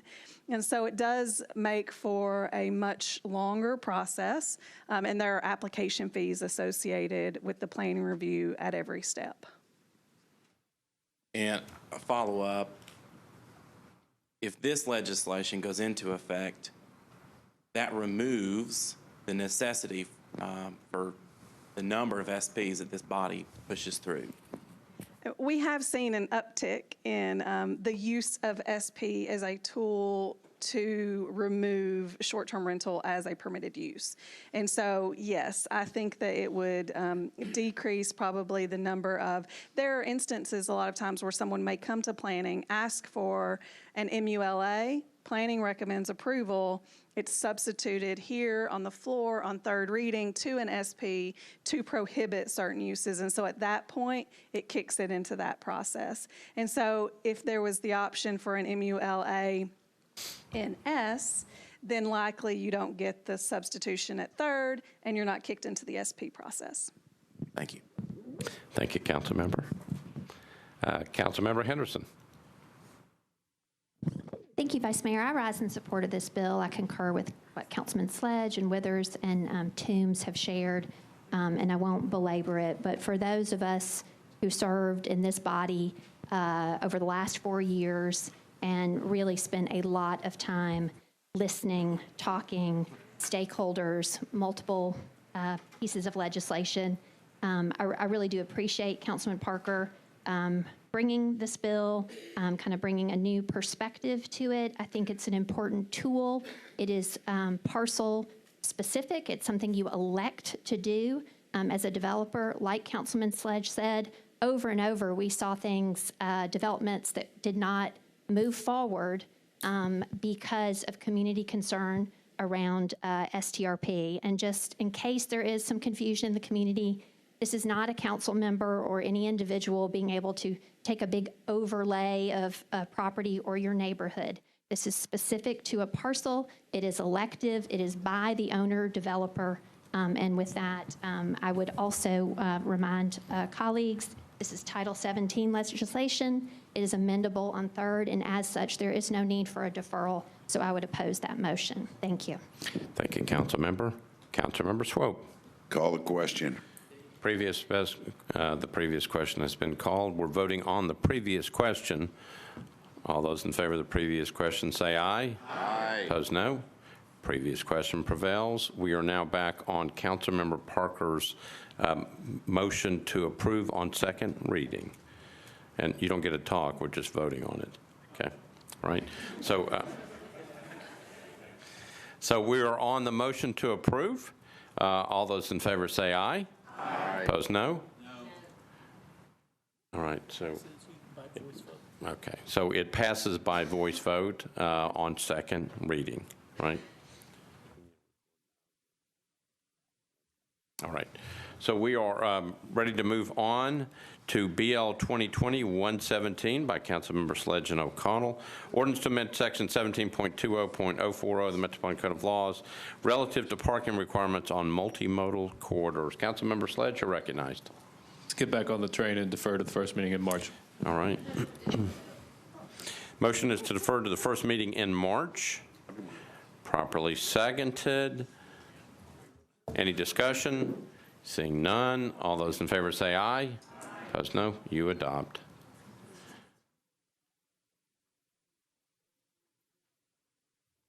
Okay. BL 2020-122 by Councilmember Roten. Ordinance to amend Title 17 of the Metropolitan Code of Laws by changing from CL to SP zoning for property located at 600 Stewart Ferry Pike at the corner of Stewart's Ferry Pike and McCrory Creek Road and within a commercial plan unit development overlay district. And if it's okay with Councilmember Roten, I think we can take 123 with it as well. BL 2020-123, also by Councilmember Roten, ordinance to amend Title 17 by canceling a portion of a commercial plan unit development overlay district located at 600 Stewart's Ferry Pike at the corner of Stewart's Ferry Pike and McCrory Creek Road. Zone CL, it's 19.04 acres. Councilmember Roten, you're recognized. Move to open the public hearing, please. Okay, declare the public hearing open. Show of hands of those who are here in favor of the measure. All right, thank you. A show of hands of those who are here in opposition of the measure. Seeing nobody in opposition, those in favor wish to speak. Seeing nobody moving, declare the public hearing closed. Councilmember Roten, it's all yours. Move approval. Got a motion to approve on 122 and 123. Properly seconded. Any discussion? Seeing none, all those in favor say aye. Opposed, no. You adopt. We just passed 122 and 123. BL 2020-124 by Councilmember Toombs. An ordinance to amend Title 17 of the Metropolitan Code of Laws by changing from R10, CS, and CL to SP zoning for properties located at 3720, 3724, 3726, 3730, and 3800 Clarksville Pike and Belfield Avenue at the intersection of Lawrence Avenue and Belford Avenue to permit a mixed-unit development. Councilmember Toombs, you're recognized. Thank you, Mr. Vice Mayor. Move to open the public hearing. Okay, declare the public hearing open. A show of hands of those who are here in favor of the measure. All right, thank you. A show of hands of those who are here in opposition to the measure. Okay, we have people here on both sides. Those in favor wish to speak? If you do, if you would please come forward. Come on up.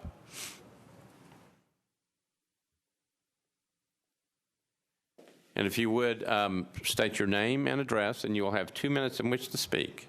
Okay? Yes, my name is Elizabeth Gatlin, and I live at 826 Evansdale Drive, Nashville 37220. I'm here to speak in approval for this bill. I'm the architect on the project, and we have been working tirelessly for over 12 months on this project. I think we're coming in on 16 months. We've had over 4 community meetings prior to Toombs's election and have had lots of support at those community meetings. We've worked tirelessly with the developer of the project, with Planning Commission, who has this approved, and we've also listened to the community as far as what they want and designed that into the plan. I would hope that you all would vote to approve this. It meets the Nashville Next plan. We've done lots of studies, lots of time and energy, and we've done our best to meet the needs of everybody involved. So hope you approve it. Thank you. All right, thank you. Yes, ma'am. Good evening, council members, and thank you for your time this evening. My name is Belinda Van Atta, and I currently live at 145 Tanassi Shores in Gallatin. However, I am the sole owner of this property that's under consideration for this bill.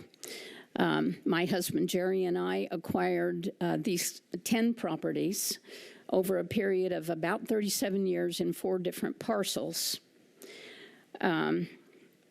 We have 4 parcels that have 5 rental units, and the other 6 parcels are vacant, undeveloped land. The buildings that are on the 4 parcels are old buildings, having been built probably in the 40s and 50s, and they're in dire need of repair or replacement as we speak.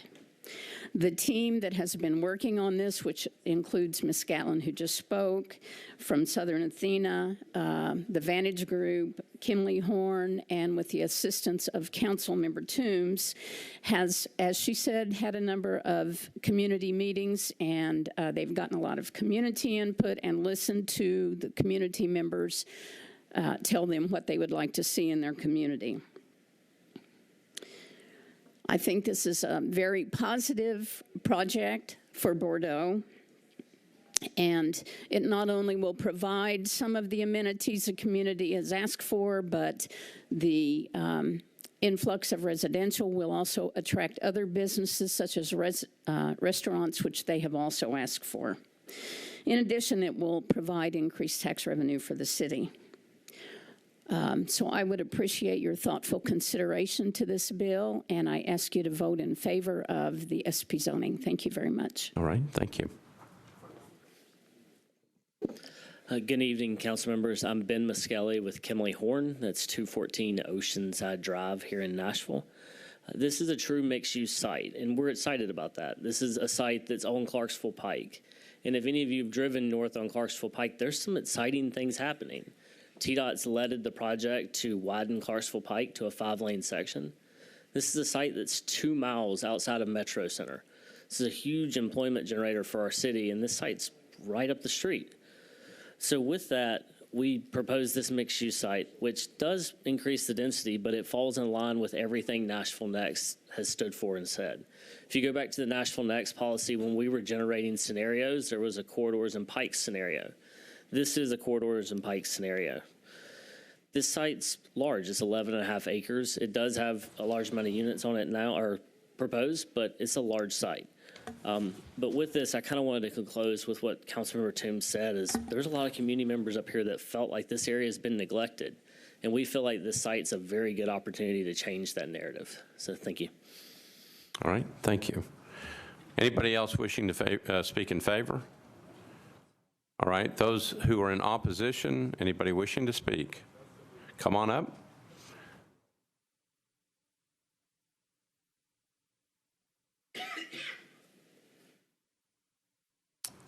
So if you will give me your name, address, and you'll have 2 minutes in which to speak. Yes, I'm Kathy Curtis, and I own the property at 2122 Belfield Avenue and 2124 Belfield Avenue. I'm not totally against what is happening here. I was born and raised in Nashville. I grew up in that house. My parents moved out. I bought it from them. I do agree with Councilwoman Toombs and Ms. Vanetta. Yes, the Bordeaux area has been neglected all my entire life. There definitely need changes out there. We don't have a Charlie's that we can go to and eat a nice dinner. You know, it's just been 15 years ago, I think we got a Kroger. Other than that, it was, you know, your country store kind of thing.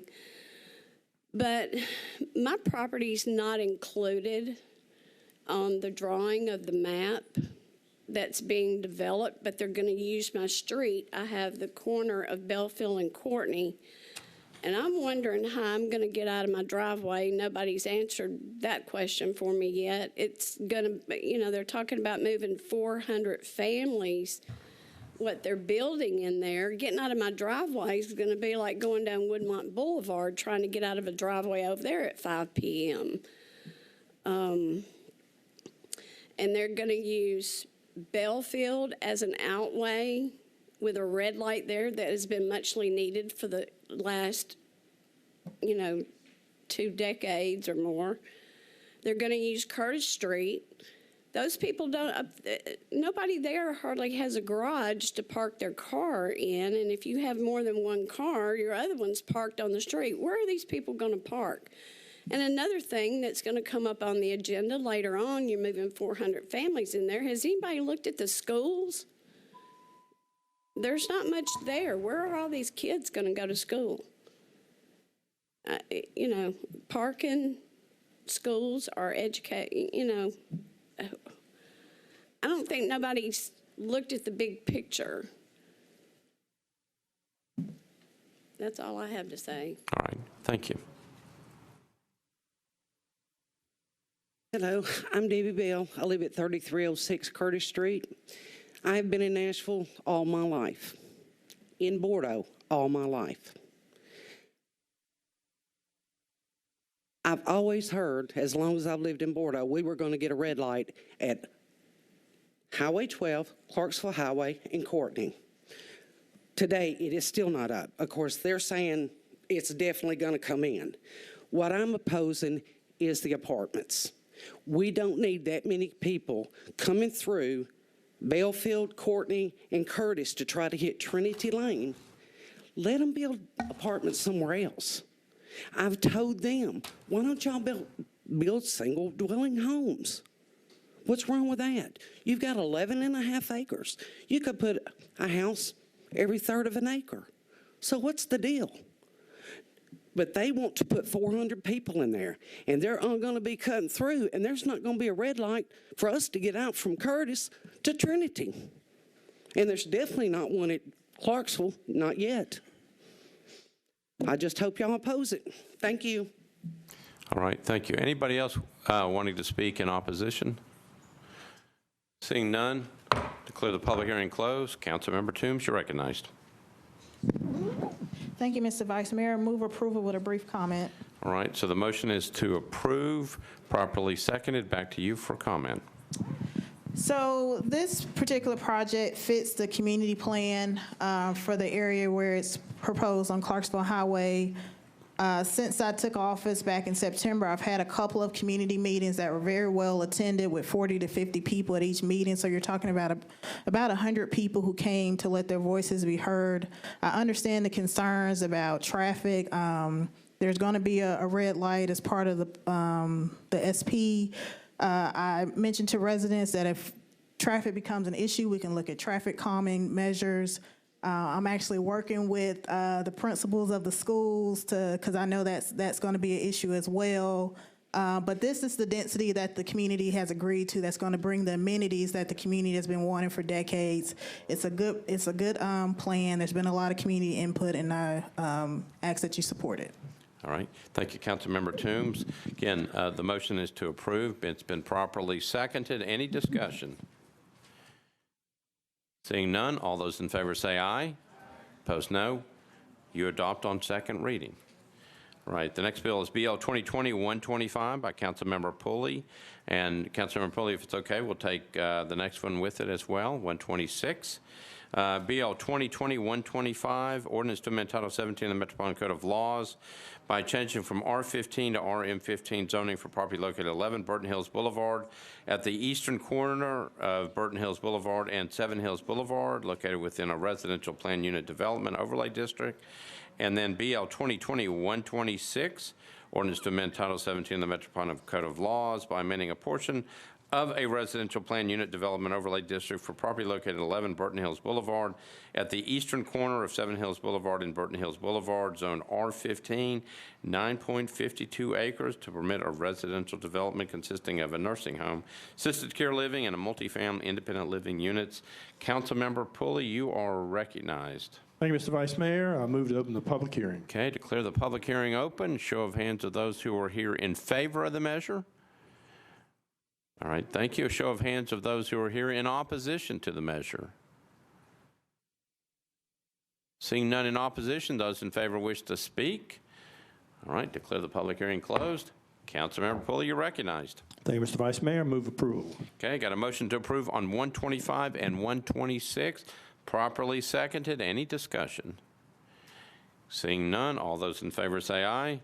Opposed, no. You adopt. Bill 2020-127 by Councilmember Hall, referred to the Planning Commission, ordinance to amend Title 17 of the Metropolitan Code of Laws by changing from SP and R40 to MUNA zoning for properties located at 6404 Eatons Creek Road, 3580, 3612, 3616, and 3622 Old Clarksville Pike, Eatons Creek Road unnumbered, and Old Clarksville Pike unnumbered, approximately 215 feet west of Jolton Community Center Road, 53.22 acres. Councilmember Hall, you're recognized. To get us back on track, I move to defer to the first meeting in March, please. All right, so the motion is deferred to the first meeting in March, properly seconded. Any discussion? Seeing none, all those in favor say aye. Opposed, no. You adopt. BL 2020-128 by Councilmember Hager, an ordinance to amend Title 17 of the Metropolitan Code of Laws by changing from RS20 to MUN zoning, property located at 3821 Old Hickory Boulevard, approximately 270 feet southeast of Lakeshore Drive, 0.38 acres. Councilmember Hager, you're recognized. Thank you, Vice Mayor. Request open the public hearing. All right, declare the public hearing open. Show of hands of those who are here in favor of this measure. Thank you. Show of hands of those who are here in opposition to the measure. Seeing nobody. What? Go ahead. Thank you. I apologize. Did you want to, you wanted to declare the public hearing closed? I want to declare the public hearing. All right, all right. So does anybody, did you want to speak, Mr. Dale, in favor? Okay. So I declare the public hearing closed. Now, Councilmember Hager, you're recognized. Move for passage, please. All right, so the motion is to approve, properly seconded. Any discussion? Seeing none, all those in favor say aye. Opposed, no. You adopt. BL 2020-129 by Councilmember O'Connell, and if okay, I'll take 130 with it as well. Ordinance to amend Title 17 of the Metropolitan Code of Laws by changing from R6A to SP zoning for properties located at 1400 Arthur Avenue, 1400A Arthur Avenue, and a portion of property located at 1006 Monroe Street, approximately 100 feet north of Monroe Street. It's 0.36 acres to permit 6 multifamily residential units. BL 2020-130 by Councilmember O'Connell, also an ordinance to amend Title 17 by applying a neighborhood landmark overlay district on a portion of property located at 1006 Monroe Street, corner of Arthur Avenue and Monroe Street, zone R6A, 0.35 acres. Councilmember O'Connell, you're recognized. Thank you, Mr. President. Request to open the public hearing, please. Okay, declare the public hearing open. Show of hands of those who are here in favor of the two measures. All right, I see somebody way in the back. Those who are here in opposition to these two measures. Seeing nobody in opposition, don't wish to speak, declare the public hearing closed. Councilmember O'Connell, you're recognized. Thank you, Mr. President. I'd like to move approval of the brief comment. All right, got a motion to approve on 129 and 130, properly seconded on both. Councilmember O'Connell, you're recognized. Thank you, Mr. President. This is a really interesting scenario where we had someone who was kind of one of those legendary figures in the community, sort of the mayor of Monroe Street, Timor Willis, owned this house and lived there at one time, but he died just a couple of years ago, and I actually went by and took a photograph after his death because we knew he didn't have any direct heirs, found next of kin who were not interested in maintaining the property, and it's just a gorgeous home located right at the intersection of Arthur and Monroe, one of the critical intersections in historic Buena Vista. And we're very fortunate that we have active in District 19 a good number of developers who are willing to work with the community, and we've got one attached to this project, and they agreed to landmark this particular home as a part of an overall redevelopment proposal. We've worked with the community, the family, and the developer for now over a year, and very glad to be arriving at this destination finally. So I would move approval and encourage support. Thank you. All right, thank you, Councilmember O'Connell. There's a motion to approve on 129 and 130. They both have been properly seconded. Any other discussion? Seeing none, all those in favor say aye. Opposed, no. You adopt. We're now on BL 2020-131 by Councilmember Van Rees. Ordinance to amend Title 17 of the Metropolitan Code of Laws by change from R10 to OR20A zoning for properties located at 100 and 102 Shields Lane, approximately 260 feet west of Briarville Road, 0.98 acres. Councilmember O'Connell, Councilmember Van Rees, you're recognized. Open the public hearing, please. All right, declare the public hearing open. Show of hands of those who are here in favor of the measure. All right, thank you. Show of hands of those who are here in opposition to the measure. See nobody in opposition. Those in favor wish to speak. See nobody moving at all. Declare the public hearing closed. Councilmember Van Rees, you're recognized. Move approval, please. All right, got a motion to approve, properly seconded. Any discussion? Seeing none, all those in favor say aye. Opposed, no. You adopt. Thank you. I got BL 2020-132 by Councilmember Hall. Referred to the Planning Commission, ordinance to amend Title 17 of the Metropolitan Code of Laws by changing from SCC to MUNA zoning for a portion of property located at 3565 Old Clarksville Pike, approximately 580 feet east of Eatons Creek Road and within a commercial plan unit development overlay district, 25.95 acres. And Councilmember Hall, if you're okay, I can take 133 with it. All right, so BL 2020-133 by Councilmember Hall. Ordinance to amend Title 17 of the Metropolitan Code of Laws by canceling a commercial planned Unit Development Overlay District for a portion of property located at 7174 White Creek Pike, approximately 580 feet east of Eaton Creek Road, Zone SCC, 25.95 acres. Councilmember Hall, you are recognized. Again, this is all part of the same project or same area, so these two also will move to defer to the first meeting in March. All right, so the motion is to defer to the first meeting in March on both measures. All right, properly seconded. Any discussion on the deferral motion? All right, seeing none, all those in favor of the deferral motion say aye. Opposed, no. You adopt.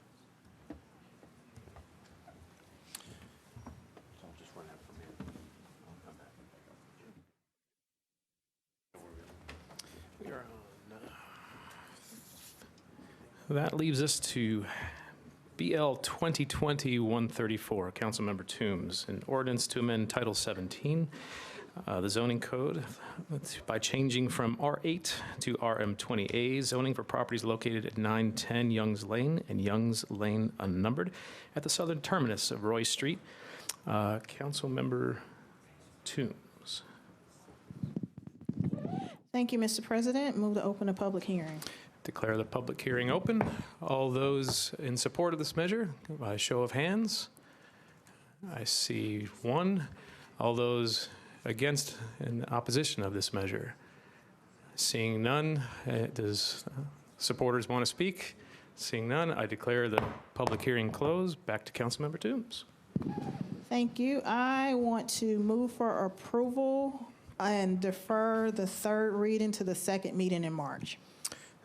All right, I have a proper second. The motion is to pass on second and then defer the third reading to the second reading in March. Is there anybody in the queue? No, seeing nobody in the queue. All in favor of the motion? Against? Motion passes. Thank you, Councilmember Toombs. BL 2020-135, Councilmember Parker, an ordinance to amend Title 17 of the Metropolitan Code of Laws, zoning ordinance, the Metropolitan Government, Nashville, Davidson County, by changing from RS5 to R6A zoning for property located at 838 Lishee Avenue, approximately 50 feet south of Cleveland Streets. Councilmember Parker. Thank you, Pro Tem. I'd like to open the public hearing. Declare the public hearing open. All those in support of the measure, a show of hands. All those against? Seeing nobody in against, do the supporters wish to speak? No. Declare the public hearing closed. Back to Councilmember Parker. Thank you. I'd move for approval. I have motion. It is properly seconded. Seeing nobody else in the queue, all those in favor? Against? Motion passes. Thank you, Councilmember Parker. BL 2020-136, Councilmember O'Connell, an ordinance to amend Title 17 of the Metropolitan Code of Laws zoning ordinance by changing from R6A to SP zoning for properties located at 1711 and 1713 Fifth Avenue North, approximately 240 feet north of Garfield Street, and within the Salemtown Neighborhood Conservation Overlay District to permit 7 multifamily residential units. Councilmember O'Connell. Thank you, Mr. President. I'd like to request to open the public hearing, please. Declare the public hearing open. All those who are in favor of this motion, by a show of hands. Those in opposition to the measure, by a show of hands. Seeing nobody in opposition, does anybody wish to speak? Declare the public hearing closed. Back to Councilmember O'Connell. Thank you, Mr. President. I'd like to move approval of a brief comment. I have a motion. It is seconded. Back to Councilman O'Connell. Thank you, Mr. President. On this one, this is also a unique scenario in Salemtown. The developer literally lives next door to the property, worked with his next door neighbor to create a plan that will allow her effectively to age in place. She will take possession of one of the units on the redevelopment. There will be a vacant lot that has been there for more than a decade that will experience infill development that will create new housing in the neighborhood. And we have a neighborhood conservation zoning overlay in place. So this one has gone through both the Metro Historic and planning processes. And I believe with the lack of opposition tonight, you see that we have, I hope, resolved all of the concerns that were expressed within the neighborhood. So I'm excited to move this one ahead. And we'll take it back and make sure that there are no lingering concerns before third reading, but I would request support tonight. Thank you. Thank you, Councilmember O'Connell. The motion is seconded. All in favor? Against? Motion passes. Thank you, Councilman O'Connell. BL 2020-137, Councilmember Toombs, an ordinance to amend Title 17 of the Metropolitan Code of Laws and zoning ordinance of Metropolitan Government, Nashville, Davidson County by changing from RS5 to MUNA zoning for properties located at 1201, 1203, 1205, and 1207 Brick Church Pike, and Brick Church Pike unnumbered at the southeast corner of Fern Avenue and Brick Church Pike. Councilmember Toombs. Thank you, Mr. President. Move to open the public hearing. Declare the public hearing open. All those in favor of this measure, please raise your hands. Thank you. All against? And seeing nobody against, do those in support wish to speak? Seeing none, declare the public hearing closed. Councilmember Toombs. Move for approval. It is motioned, it's properly seconded. Seeing nobody else in the queue, all in favor? Against? And you adopt. Thank you, Councilmember Toombs. BL 2020-138, Councilmember Withers, an ordinance to amend Title 17 of the Metropolitan Code of Laws by changing from CN to MUNA zoning for property located at 1400 Fatherland Street at the southeast corner of Fatherland Street and South 14th Street and within the Lockland Springs East End Neighborhood Conservation Overlay District and the Five Points Redevelopment Overlay District. Councilmember Withers. Thank you, Mr. Pro Tem. I'd like to open the public hearing, please. Declare the public hearing open. All those in support of this measure, a show of hands. Those in opposition, with a show of hands. Seeing none in opposition, do those wish to speak in support? Seeing none, declare the public hearing closed. Councilmember Withers. Thank you, Mr. Pro Tem. I'd like to move approval with a brief comment. Floor is yours. Want to express my appreciation to the applicants for coming before the East End Neighborhood Association. I've also briefed the Lockland Springs Neighborhood Association on this plan. This is changing from a commercial district to a mixed-use district that is in conformity with the community plan as well as with the MDHA 5 Points Redevelopment District Land Use Plan, which supports mixed uses. During our Planning Commission discussion, we did have deliberation, particularly as it pertains to concerns about parking. The East Nashville Neighborways project that I've been working with 4 neighborhood associations on, we are almost to the point, we hope to meet pretty soon, but we're almost to the point of finalizing what our recommendations are to Traffic and Parking Commission for that traffic calming endeavor. And so the parking restriction will be included in that recommendation. I'm sure there may be other traffic calming measures for that particular block of Fatherland that are also recommended. We just haven't gotten with the engineers to determine what that is yet. So just wanted to follow up on that for anyone who was watching the Planning Commission discussion on this. We're not quite finished with that piece, but the rezoning itself is in conformance with the community plan, and I would renew my motion for approval. Thank you, Councilmember. All in favor? Against? And this motion passes. Thank you, Councilmember Withers. The next two, I believe, we can take together. It's BL 2020-139 and 140. An ordinance to amend Title 17 of the Metropolitan Code of Laws, zoning ordinance of Metropolitan Nashville, Davidson County by changing from CS and RM20 to MUNA zoning for properties located at 201, 204, 205, 210, 220, 221, 225, and 231 Gifford Place at the southeast corner of Interstate 24 and Whites Creek Pike and within a planned unit development overlay district. Councilmember Hall.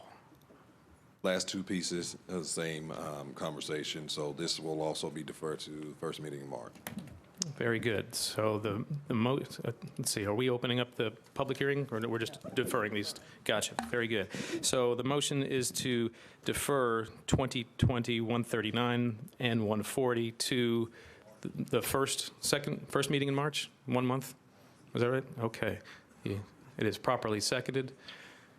Seeing nobody else in the queue, all in favor of the meeting, defer these two bills to the first meeting in March. All in favor? Against? And you adopt. Thank you. On to BL 2020-141, Councilmember Toombs. An ordinance to amend Title 17 of the Metropolitan Code by changing from R8 to RM20A zoning for properties located at 1012 and 1014 West Trinity Lane, approximately 300 feet west of Old Buena Vista Road. Councilmember Toombs. Thank you, Mr. President. Move to open the public hearing. Declare the public hearing open. All those in support of the measure, by a show of hands. All those against this measure by a show of hands? I see none. Anybody in support would like to speak?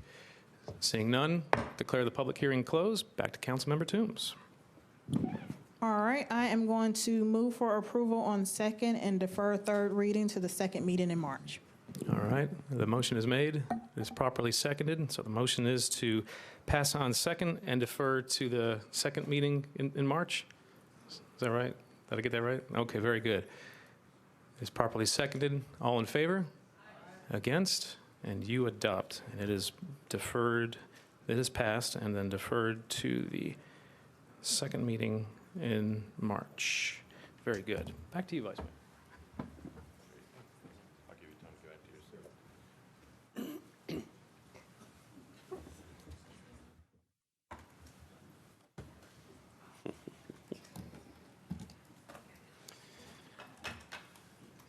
All right, we're on BL 2020-142 by Councilmember Syracuse.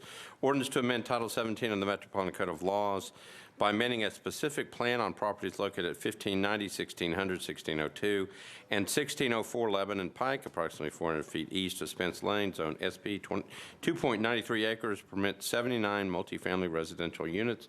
Councilmember Syracuse, you're recognized. Thank you, Vice Mayor. Open the public hearing, please. Okay, I'd like to see a show of hands. I declare the public hearing open. Show of hands of those who are here in favor of the measure. Thank you. A show of hands of those who are here in opposition to the measure. Seeing nobody in opposition, nobody wishes to speak, declare the public hearing closed. Councilmember Syracuse, you're recognized. Thank you, Vice Mayor. Move approval. Okay, a motion to approve, properly seconded. Any discussion? Seeing none, all those in favor say aye. Opposed, no. You adopt. BL 2020-143 by Councilmember Parker. Ordinance to amend Title 17 of the Metropolitan Code of Laws by changing from IR to MUGA zoning. Property located at 186 North 1st Street at the southwest corner of Oldham Street and North 1st Street, 4.10 acres. Councilmember Parker, you're recognized. Thank you, Vice Mayor. I'd like to open the public hearing. Okay, declare the public hearing open. Show of hands of those who are here in favor of the measure. All right, thank you. A show of hands of those who are here in opposition to the measure. Seeing nobody in opposition, those in favor wish to speak? Nope. Declare the public hearing closed. Councilmember Parker, you're recognized. Thank you, Vice Mayor. Move for approval. All right, got a motion to approve, properly seconded. Any discussion? Seeing none, all those in favor say aye. Opposed, no. You adopt. BL 2020-144 by Councilmember O'Connell. Ordinance to amend Title 17 by changing from IR to SP zoning for property located at 1228 4th Avenue North, approximately 40 feet south of Monroe Street, and within the Phillips Jackson Street Redevelopment Overlay District and Germantown Historic Preservation Overlay District, 0.40 acres, permit 6 multifamily residential units. Councilmember O'Connell, you're recognized. Thank you, Mr. President. I'd like to request to open the public hearing, please. All right. Declare the public hearing open. Show of hands of those who are here in favor of the measure. All right. Thank you. Show of hands of those who are here in opposition to the measure. Seeing nobody in opposition, those in favor wish to speak. All right. Declare the public hearing closed. Councilmember O'Connell, you're on 2020-144. Thank you, Mr. President. I'd like to move approval with a brief comment. All right. Got a motion to approve, properly seconded. Councilmember O'Connell, back to you. Thank you, Mr. President. I always think it's important to recognize the community input here. Historic Germantown has a very active development committee.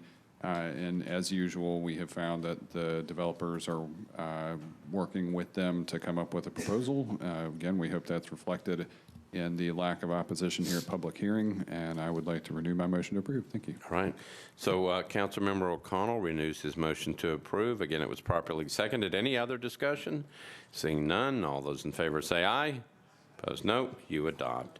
BL 2020-145 by Councilmember Toombs. Ordinance to amend Title 17 by changing from RS10 to R6A zoning. Properties located at 2850 Buena Vista Pike, 2908 and 2912 Stokers Lane, and Stokers Lane unnumbered. At the southeast corner of Buena Vista Pike and Stokers Lane, it's 0.75 acres. Councilmember Toombs, you're recognized. Thank you, Mr. Vice Mayor. Move to open the public hearing. All right, declare the public hearing open. A show of hands of those who are here in favor of the measure. All right, thank you. A show of hands of those who are here in opposition to the measure. Seeing nobody in opposition, those in favor wish to speak. All right, declare the public hearing closed. Councilmember Toombs, you're recognized. Thank you. Move for approval. Okay, got a motion to approve, properly seconded. Any discussion? Seeing none, all those in favor say aye. Opposed, no. You adopt. BL 2020-146 by Councilmember Lee, ordinance to amend Title 17 of the Metropolitan Code of Laws by changing from AR2A to RS10 zoning for property located at 3631 Pinhook Road at the southwest corner of Pinhook Road and Hobson Pike, 24.03 acres. Councilmember Lee, you're recognized. Thank you, Mr. Vice Mayor. I would like to open the public hearing, please. All right, declare the public hearing open. Show of hands of those who are here in favor of this measure. Looks like the entire back row. Show of hands of those who are here in opposition to the measure. Those in favor wish to speak. Declare the public hearing closed. Councilmember Lee, you're recognized. I would like to move approval, please. All right, so there's a motion to approve, properly seconded. Any discussion? Seeing none, all those in favor say aye. Opposed, no. You adopt. Thank you, Councilmember Lee. Thank you, sir.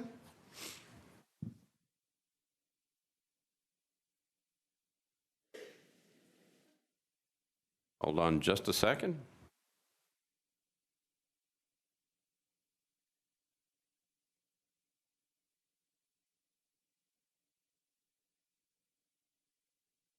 All right, so we now move on to resolutions on the consent agenda. What I'm going to do is go through the list of items that are on the consent agenda and tell you, well, I'll tell you what, I think there's only one measure that's actually off the consent agenda, so let me tell you that one, and then let me know if anything else needs to be taken off. The only measure I have at this point that is off the consent agenda is Resolution RS 2020-194. It's on page 12 of your calendar.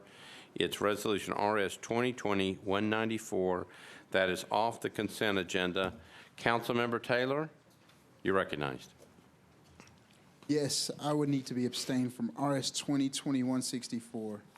All right, so we're going to take RS 2020-164 off the consent calendar as well. Anything else that needs to come off of the consent agenda?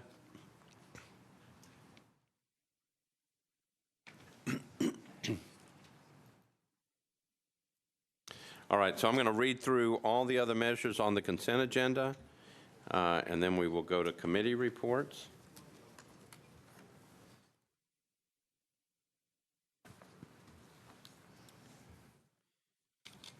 We're on page 10 of the agenda. Resolution RS 2020-178 by Mendes, Hager, and others. Resolution approving an application for a Racial Equity and Arts Leadership Projects grant from the National Endowment for the Arts to the Metropolitan Government, acting by and through the Metropolitan Arts Commission, to break down structural and institutional barriers to equity and increase diversity through education, leadership development, targeted projects within Nashville-based arts nonprofits. Resolution RS 2020-179 by Mendes, Hager, and others. Resolution accepting a grant from the Tennessee State Library and Archives to the Metropolitan Government, acting by and through the Nashville Public Library to provide funds to purchase computers for use by library patrons and staff and to enhance the use of technology services available at the public library. Resolution RS 2020-180 by Mendes, Hurt, and others. A resolution approving a subrecipient grant agreement by and between the Metropolitan Development and Housing Agency and the Metropolitan Government of Nashville, acting by and through the Metropolitan Department of Social Services Homeless Impact Division for one-time payments of first month's rent and security utility deposits on behalf of homeless persons obtaining housing through various campaigns. RS 2020-181 by Councilmember Mendez, a resolution accepting the terms of a cooperative purchasing master agreement for automotive parts and accessories. RS 2020-182, Mendez, Pulley, and others, a resolution accepting an in-kind grant from the Tennessee Highland Rim Healthcare Coalition to the Metropolitan Government, acting by and through the Metropolitan Nashville Fire Department, for 3 multi-gas monitors to detect flammable gases, toxic gases, and oxygen depletion.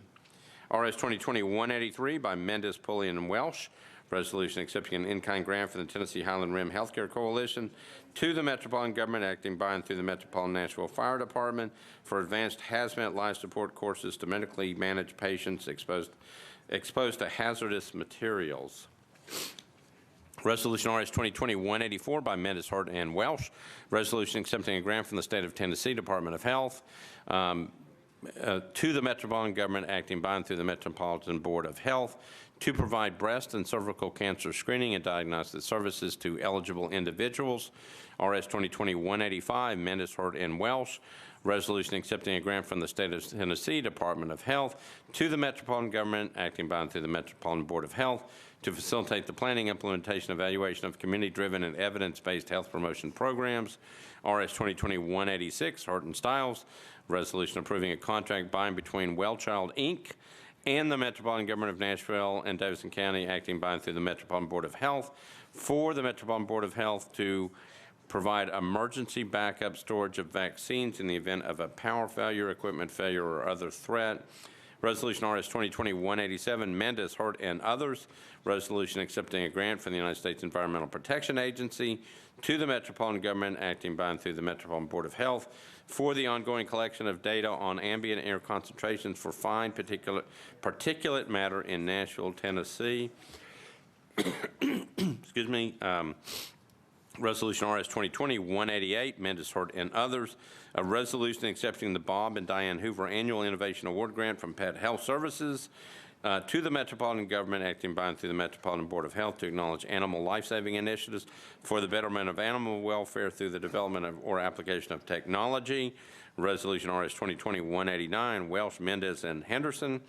Resolution approving Amendment 1 to an intergovernmental agreement by and between the State of Tennessee, Department of Transportation, and the Metropolitan Government, acting by and through the Metropolitan Nashville Department of Public Works for intersection improvements on Nolensville Pike from McNally Drive to Natchez Drive. Resolution RS 2020-190 by Sledge, Mendes, and others. A resolution approving an intergovernmental agreement by and between the State of Tennessee, Department of Transportation, and the Metropolitan Government, acting by and through this Department of Public Works for the reimbursement of railroad crossing safety improvements at Nolensville Pike, railroad crossing number 348630J. Resolution RS 2020-191 by Mendes, Henderson, and others. A resolution approving Amendment 1 to an agreement between the United States Department of the Army and the Metropolitan Government of Nashville and Davidson County, acting by and through the Department of Water and Sewerage Services for the Mill Creek Flood Risk Management Project in Davidson County. Resolution RS 2020-192 by Councilmember Mendez, a resolution authorizing the Metropolitan Department of Law to compromise and settlement the property damage claim of Vanderbilt University against the Metropolitan Government in the amount of $100,000, with said amount to be paid out of the Self-Insured Liability Fund. Resolution RS 2020-193 by Johnston, Withers, and others, a resolution honoring Rick Schwartz for his 30 years of service to the Nashville Zoo. And Resolution RS 2020-195 by Councilmember Druffel, a resolution recognizing the 10th anniversary of Vanderbilt University's Next Steps at Vanderbilt program. Does anything else need to be taken off the consent agenda? So remember, we just had two taken off, 2020-164 and 2020-194. If not, then we're going to go through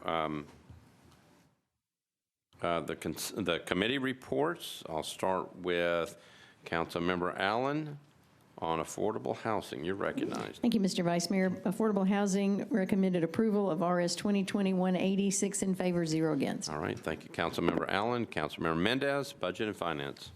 Budget and Finance recommended approval of several resolutions, 11 in favor, 0 against.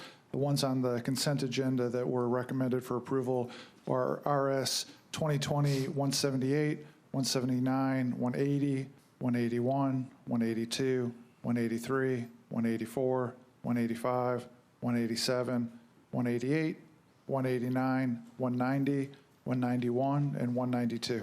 That is correct. Thank you, Councilmember Mendez. Councilmember Hurt, you're recognized for Health and Hospitals. Thank you, Mr. Vice Mayor. Health, Hospitals, and Social Services voted 4 in favor and 0 against for resolutions 2020-180, 184, 185, 186, 187, and 188. All right. Thank you, Councilmember. Councilmember Hager, you're recognized for Parks. Parks, Library, and Arts recommended passage of RS 2020-178, 5-4, 0 against. Also recommended passage of RS 2020-179, 5-4, 0 against. All right, thank you. Planning and Zoning, Councilmember Murphy, you got this one? Okay, Councilmember Stiles, you've got the report. Thank you, Vice Mayor. We had, can I just go through each one? It's 2020-190, I think, is your only one. So Resolution 2020-190. Yours is open. Oh, I know it was 14.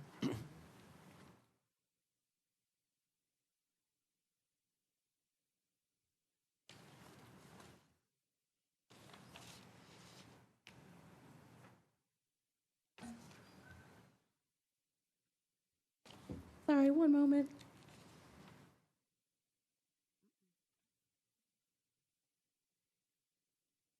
Okay. So, Resolution 2020-190, we had, it was consent, letter to approve, 14 for and 0 against. All right, thank you. Councilmember Pulley, Public Safety. Thank you, Mr. Vice Mayor. Public Safety recommended approval of RS 2020-182 and 183, 4 in favor, 0 against. All right, thank you. Public Works, Councilmember Henderson.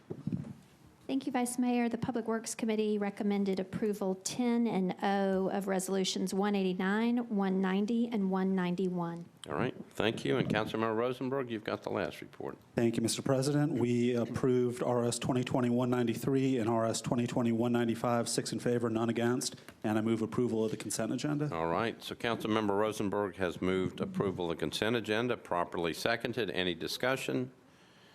Seeing none, all those in favor say aye. Opposed, no. You adopt. All right, thank you, Councilmember Rosenberg. Okay, so we have two to go back to.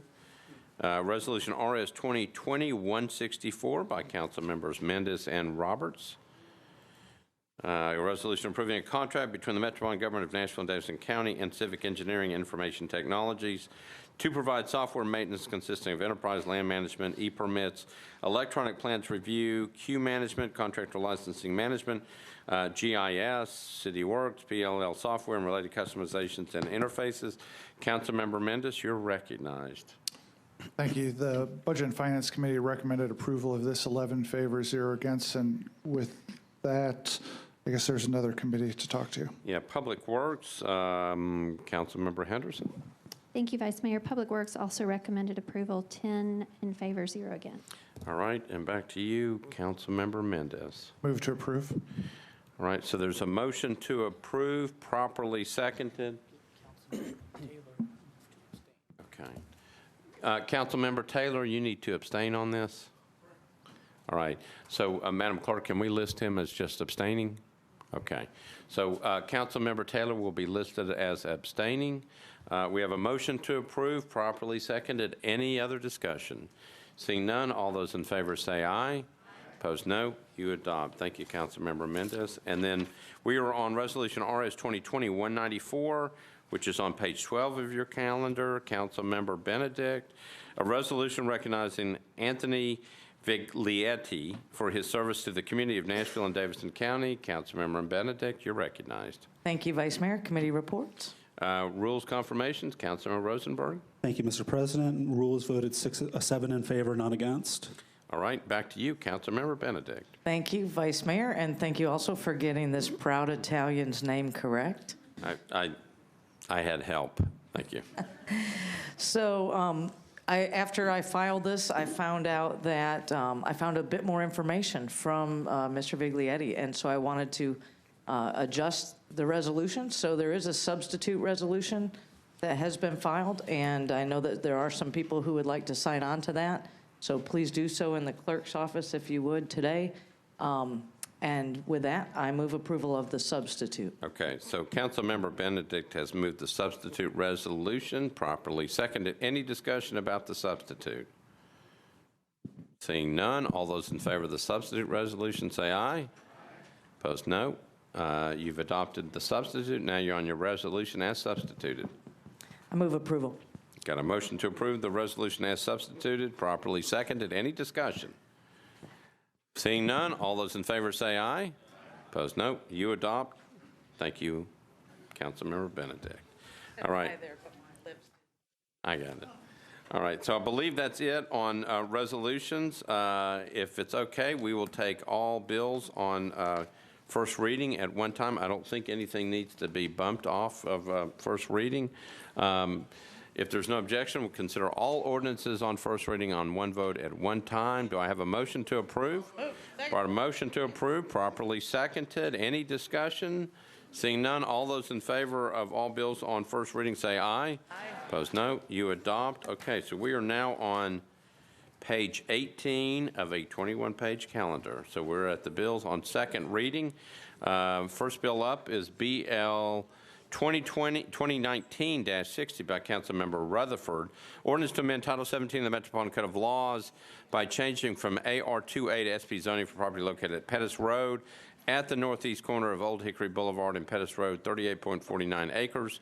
Permit 143 multifamily residential units.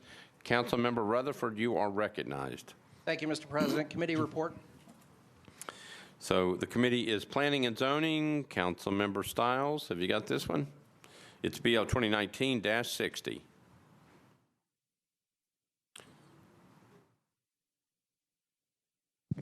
Thank you, Vice Mayor.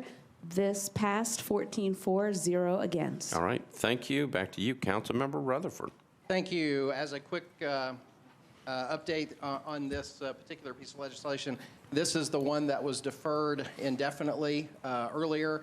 All parties have come together, the Cane Ridge Community Group and the developer, and have worked out most of the issues. There are still a few minor little things that they are tweaking, but both parties are in agreement to move the bill forward, and with that, I move for approval. Okay, so Councilman Rutherford has moved for approval, properly seconded. Any discussion on this? Seeing none, all those in favor say aye. Opposed, no. You adopt on second reading. BL 2020-115 as amended by Councilmember Glover. Ordinance amending chapters 10.64 and 16.28 of the Metropolitan Code to require a security plan for parking structures to be constructed in close proximity to a stadium, arena, or racetrack. Councilmember Glover, you're recognized. Yes, sir. Committee reports, please, sir. All right, referred to codes. That would be Councilmember Sledge. You're recognized. Thank you, Vice Mayor. Codes recommended as amended, 7-4, 1 against. All right. And it's already been approved by the convention subcommittee. Back to you, Councilmember Glover. Thank you, Vice Mayor. Mr. Cooper, just very quickly, this has been amended on the floor, if I remember correctly, at the last meeting, or do I need to amend the bill on the floor? I could not remember. There's no amendment for this time. It was okay, there it will be. Okay. Thank you. Vice Mayor, right now, because I think there's some confusion that this bill only applies to the fairgrounds. It doesn't. It applies to any new facility that has a seating of 1,000 or more. However, given the nature of where things are in the city and the discussion that the mayor and his staff are having with the soccer folks and others in about that specific piece of property, in good faith, what I'm going to propose that we do is amend it one meeting. Defer it one meeting. That way, it keeps the air very clean for everybody to finish their talks and however this negotiates out, and I'll bring it back. I appreciate everybody's support, but it does involve more than just fairgrounds. But I'm going to move for one meeting deferral. All right. So the motion is to defer one meeting, properly seconded. I like the idea that we want to keep the air as clean as possible. That's great. Any discussion on the motion to defer one meeting? Councilmember Glover, it's one meeting, right? Defer one meeting. Seeing nobody in the queue, all those in favor of the deferral for one meeting, say aye. Aye. Opposed, no. You adopt. BL 2020-116 by Hager, Pulley, and others. Ordinance to amend Title 13 of the Metropolitan Code to provide for a modern symbol of access for disabled persons to be used on Metropolitan government property and rights-of-way. Councilmember Hager, you're recognized. Committee reports, please. Okay, Public Works, Councilmember Henderson.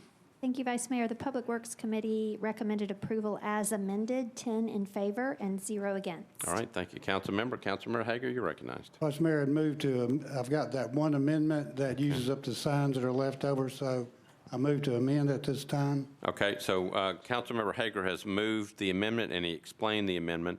Properly seconded. Any discussion on the amendment? Seeing none, all those in favor of the amendment say aye. Opposed, no. You adopt the amendment. You're on your bill as amended. Move for passage, please. So Councilmember Hager has moved on BL 2020-116 for passage on second reading as amended, properly seconded. Any discussion on the bill? Seeing none, all those in favor say aye. Opposed, no. You adopt. BL 2020-148 by Councilmember Benedict, Welsh, and others. Ordinance amending Chapter 4.12 of the Metropolitan Code pertaining to contracts with private operators of detention facilities. Councilmember Benedict, you're recognized. Thank you, Vice Mayor. I'd like to move to defer this bill one meeting with comments. All right, let's get some committee reports. Councilmember Mendez, Budget and Finance. 148. Right. Budget and Finance, at the request of the sponsor, recommended deferral, 11 in favor, 0 against. All right, and Councilmember Pulley, Public Safety. At the request of a sponsor, Public Safety recommended deferral one meeting, 4 in favor, 0 against. All right, thank you. Back to you, Councilmember Benedict. Thank you, Vice Mayor. So I campaigned on a platform of equity, and that's exactly what this bill is about. First, I don't believe millionaires should be profiting off of something that's a basic government function. And second, I believe workers deserve a livable wage and worker protections. In 2018, the top 5 executives at one of our private prison vendors earned $11.5 million, while their average guard made $44,000. Our taxpayers are paying those executives instead of providing livable wages to Nashvillians. When this passes, we'll join many municipalities and 22 states who do not work with private prison operators. There will be a special joint committee meeting of Budget and Finance and Public Safety on Thursday, February 13th at 4 p.m. here in this chamber. And at that meeting, I will plan to have confirmation that this will not require any additional tax revenue from Nashvillians. As we work to become a city that provides equitable services to our residents, I want to make sure that equity includes rehabilitating instead of simply detaining our inmates. And I want to make sure that Nashvillians are able to organize and earn fair wages. So with that, Mr. President, and actually one piece of housekeeping, there was an amendment that was filed. I'm striking that. There is no amendment to this, and when I defer, it is on the bill as written. Okay, so there is a motion to defer one meeting, correct? That's correct. Properly seconded. Councilmember Withers, you're recognized. Thank you, Mr. Vice Mayor. I need to be recorded as abstaining. Okay. Madam Clerk? Okay.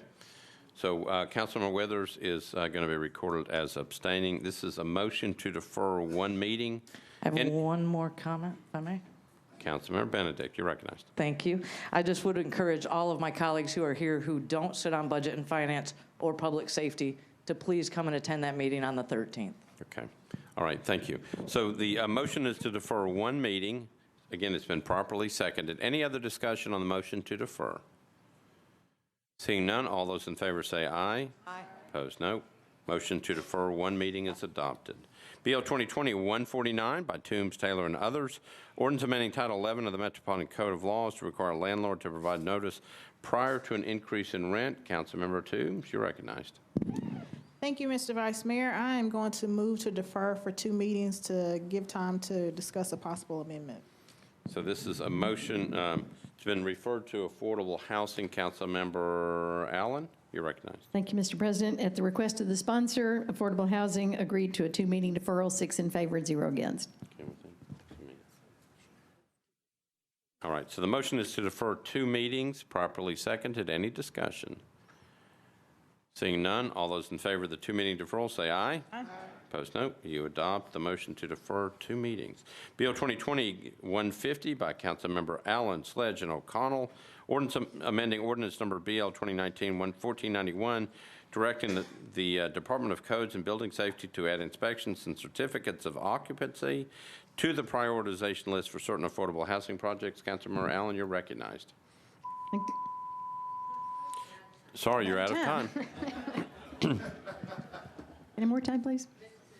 Thank you, Mr. Vice Mayor. Committee Yeah, reports, please. So Codes, Fair, and Farmers Market, Councilmember Sledge. We voted, oh yeah, we did this one. You're on 150. Yeah, this one was 7 in favor, 0 against. All right. And Councilmember Allen, you've got affordable housing. The Affordable Housing Committee approved the bill as amended, 6 in favor, 0 against, and would like to move the amendment. Okay, so Councilmember Allen, we're on 2020-150. There's an amendment. Councilmember Allen has moved the amendment. That's properly seconded. Back to you for an explanation. Thank you. The amendment adds to this bill, which I'll explain in just a minute, stormwater inspections as well. And when I explain the bill, I'll explain what we're adding stormwater inspections to. All right, so Councilmember Allen has explained the amendment, moved the amendment, properly seconded. Any discussions on the amendment? Seeing none, all those in favor of the amendment say aye. Opposed, no. Amendment is adopted. You're back on your bill as amended. Thank you, Mr. Vice Mayor. I move for approval with a brief explanation. All right, so motion is to approve the bill as amended, properly seconded.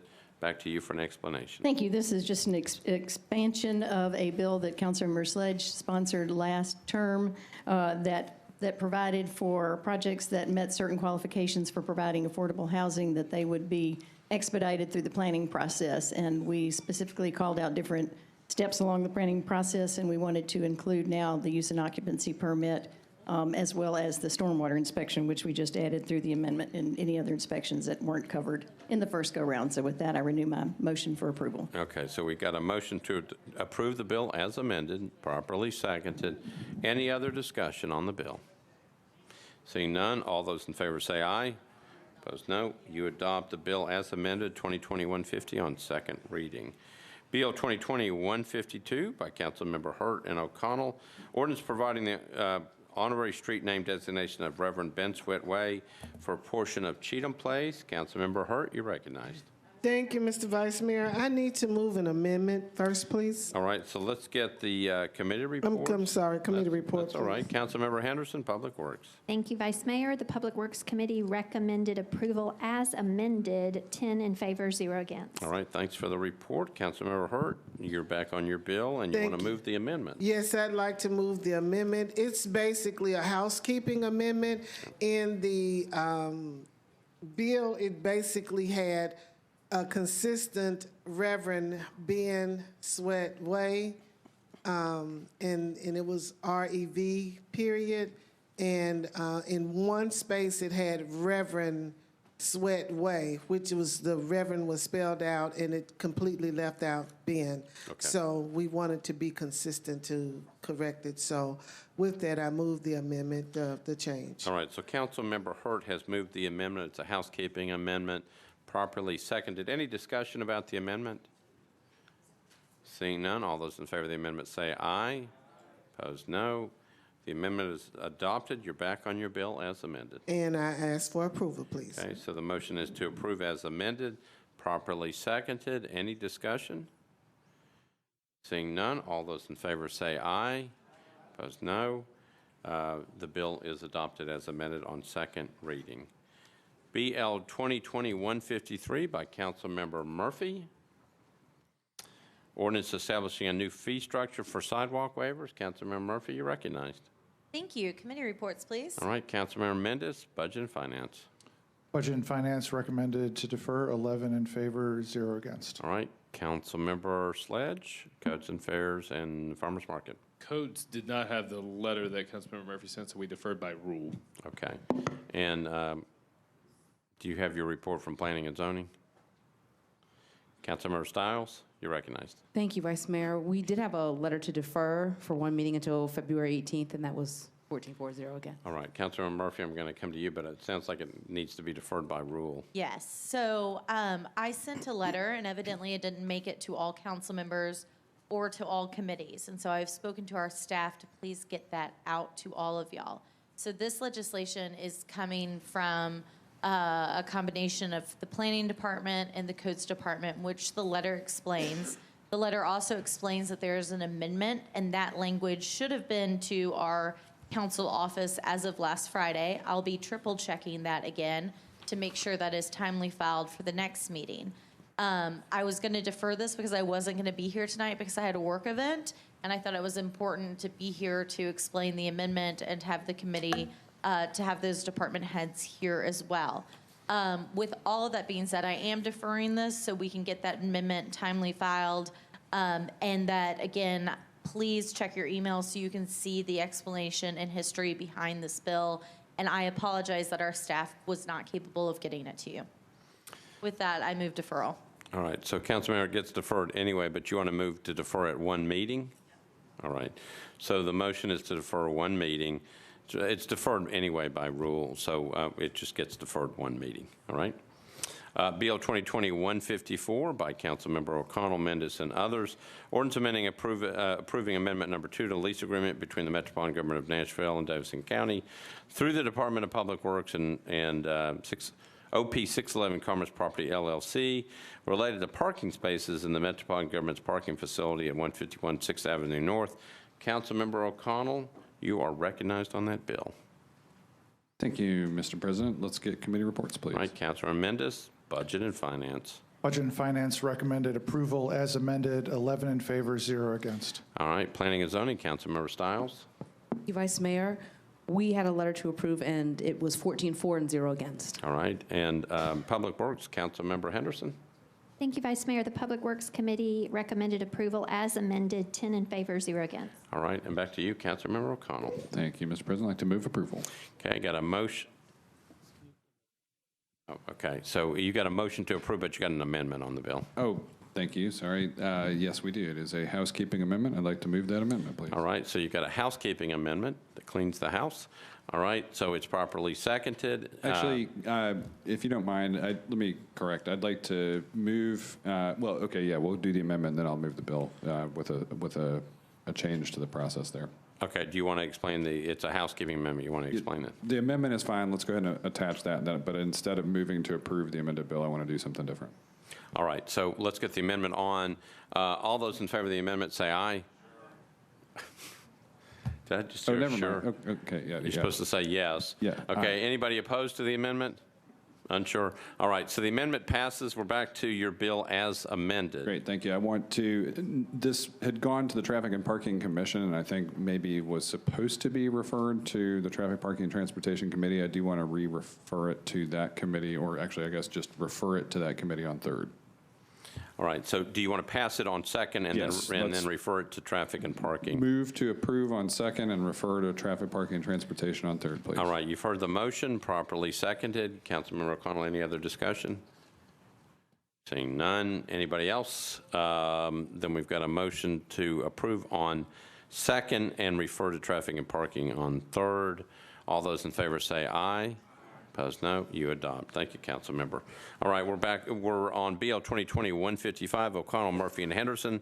Ordinance authorizing Oliver McMillan Spectrum Emery LLC to install, construct, and maintain underground encroachments in the right-of-way located at 500 Broadway. Councilmember O'Connell, you're recognized. Thank you, Mr. President. I'd like to request committee reports, please. All right, Public Works. Councilmember Henderson. Thank you, Vice Mayor. We recommended approval with a re-referral to Public Works Committee on third.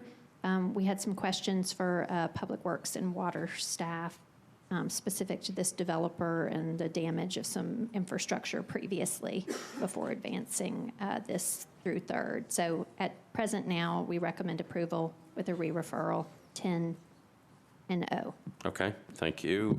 Planning and Zoning, Councilmember Stiles. Thank you, Vice Mayor. Planning had this on consent, and we had 14-4 and 0 against. All right, thank you. Back to you, Councilmember O'Connell. Thank you, Mr. President. I'd like to move approval and re-refer to the Public Works Committee on third reading, please. Okay, so the motion is to approve on second and re-refer back to Public Works on third. That's the motion, properly seconded. Any discussion? Seeing none, all those in favor say aye. Opposed, no. You adopt. BL 2020-156, O'Connell, Murphy, and Henderson. Ordinance authorizing 7th Avenue Nashville Hotel Owner LLC to install, construct, and maintain underground encroachments in the right-of-way located at 710 de Montbriam. Councilmember O'Connell, you're recognized. Thank you, Mr. President. I'd like to request committee reports here. All right, Councilmember Stiles, Planning and Zoning. Thank you, Vice Mayor. Planning had this on consent, and it was 14-4 and 0 against. All right, Councilmember Henderson, Public Works. Public Works recommended approval, 10 in favor, 0 against. All right, Councilmember O'Connell. Thank you, Mr. President. I'd like to move approval. Got a motion to approve, properly seconded. Any discussion? Seeing none, all those in favor say aye. Opposed, no. You adopt. BL 2020-157 by Councilmember O'Connell, Murphy, and Henderson. Ordinance authorizing Nashville Downtown Partnership to install, construct, and maintain underground encroachments in the right-of-way located at 200B Lifeway Plaza. Councilmember O'Connell. Thank you, Mr. President. I'd like to request committee reports. Councilmember Stiles, Planning and Zoning. Thank you, Vice Mayor. This was on consent as well and was 14-4 and 0 against. All right, Public Works, Councilmember Henderson. Public Works Committee recommended approval, 10 in favor, 0 against. Excited to see another B-cycle station in our public right-of-way. All right, thank you. Councilmember O'Connell, you're recognized. Thank you, Mr. President. I'd like to move approval of the brief comment. All right, motion to is approved, properly seconded. Back to you for comment. I know it seems like every day I'm encroaching, but every now and then we do this for public good, and this one is one that will satisfy constituents in and around Capitol View, including at the nearby 11 North. We are paving the way for a new B-cycle kiosk over there, as Councilmember Henderson alluded to, so very excited about that. And I'd like to renew my motion to approve. All right, so Councilmember Encroachment has moved to pass this on second reading. Properly seconded. All those in favor say aye. Opposed, no. You adopt. You didn't hear that, did you? Okay, got it. All right, thank you. Just making sure everybody's still paying attention. BL 2020-158 by Councilmember Roberts, Murphy, and Henderson. Ordinance authorizing the Metropolitan Government of Nashville and Jefferson County to abandon existing easement rights located at 4918B Michigan Avenue between Alley 1206 and Michigan Avenue, formerly known as 50th Avenue North. Councilmember Roberts, you're recognized. Thank you, Mr. Vice Mayor. Committee reports, please. Right. Planning and Zoning, Councilmember Stiles. Thank you, Vice Mayor. This was voted on consent, 14-4 and 0 against. Public Works, Councilmember Henderson. Public Works Committee approved, recommended approval, 10 in favor, 0 against. Councilmember Roberts, you're recognized. Thank you. I'd like to move for approval. So I got a motion to approve on second reading, properly seconded. Any discussion? Seeing none, all those in favor say aye. Opposed, no. You adopt. Bill 2020-159 by Councilmember O'Connell, Murphy, and Henderson.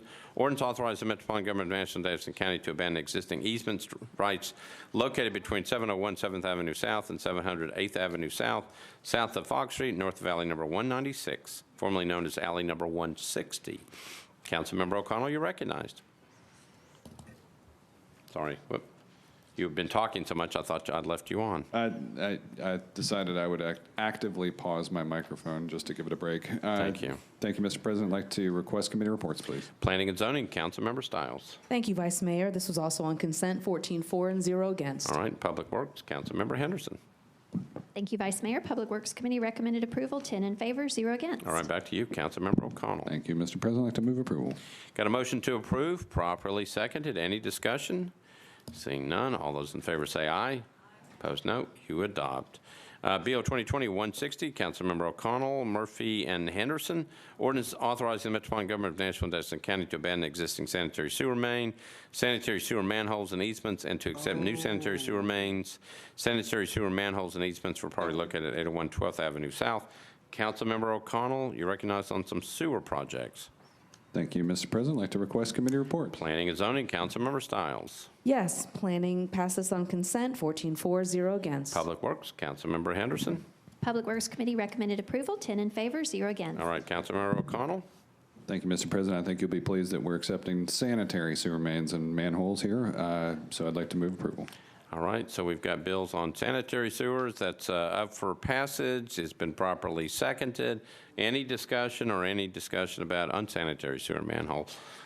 Seeing none, all those in favor say aye. Opposed, no. You adopt. Bill 2020-161 by Councilmember Taylor, Murphy, and Henderson. Ordinance authorizing the Metropolitan Government of Nashville and Davidson County to abandon existing sanitary sewer main, sanitary sewer manhole, and easements for property located along Clifton Avenue. For some reason, this must be in Councilmember Taylor's district. He is stealing sewer manholes from Councilmember O'Connell. Councilmember Taylor, you're recognized. Thank you, Mr. President. Committee reports, please. Planning and Zoning, Councilmember Stiles. Thank you, Vice Mayor. Since Councilmember Taylor was not present, we voted to defer this for one meeting till February 18th, 14-4, 0 against. All right, Councilmember Henderson, Public Works.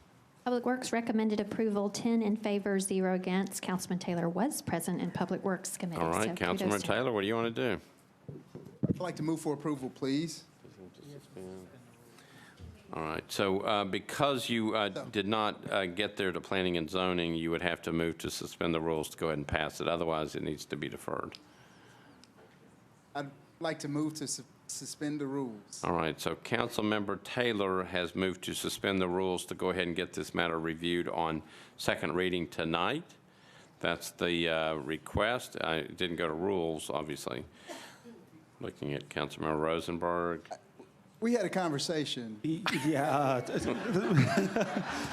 Mr. President, I will like sequence of events. There was some misinformation, and I advised Councilman Taylor that it didn't need to come before rules. Actually, I was just confused. So it was my fault. All right. So Councilmember Taylor, in order to get this measure before us tonight, has moved to suspend the rules. Any objection to suspension of the rules? Seeing none, you're on your bill on second reading. Thank you. Oh, Councilmember Roten has waved his hand. All right. All right. I would like to move for approval. So I got a motion to approve 2020-161 on second reading, properly seconded by Councilmember Roten. Any other discussion? Seeing none, all those in favor say aye. Opposed, no. You adopt. We're on bills on third reading. BL 2019-3 by Syracuse, Murphy, and others. Ordinance amending Metropolitan Code Chapters 5.20 and 17.40, authorizing the Metropolitan government to come under the provisions of the Tennessee Code Annotated, Section 67-5-218, and establishing an historic property review board empowered to abate property taxes relating to certain improvements or restorations made to historic properties. Councilmember Syracuse, you are recognized. Thank you, Vice Mayor. Committee reports, please. All right. Budget and Finance, Councilmember Mendez. At the request of the sponsor, the committee recommended indefinite deferral, 11 in favor, 0 against. All right. Thank you. Planning and Zoning, Councilmember Stiles.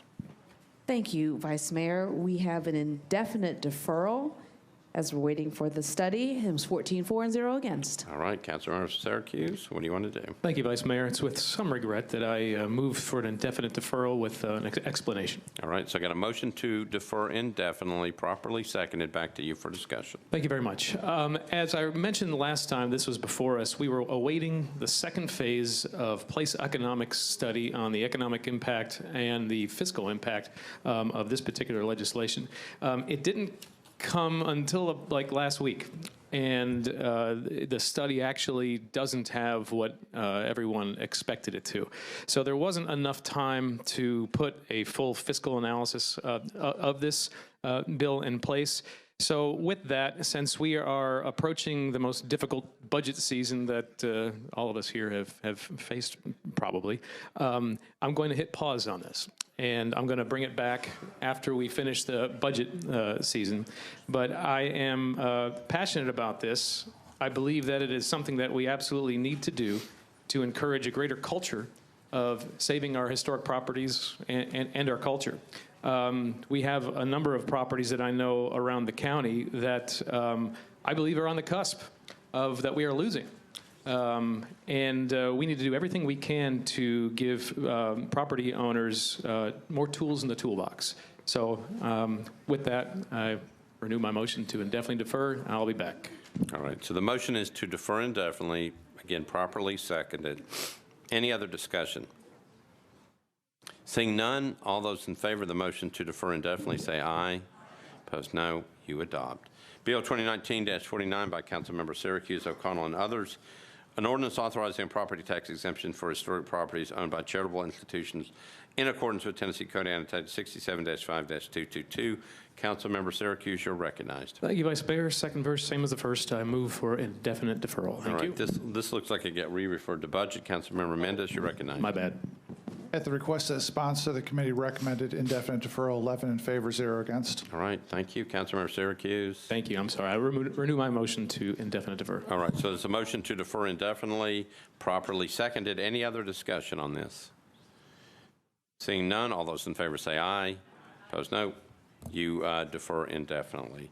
BL 2020-118 by Hager, Hancock, and Suara. Ordinance approving an agreement between the Metropolitan Government of Nashville and Davidson County, acting by and through the Department of Parks and Recreation and Memphis Basketball LLC to allow Parks to participate in a youth basketball program operated by Memphis Basketball LLC.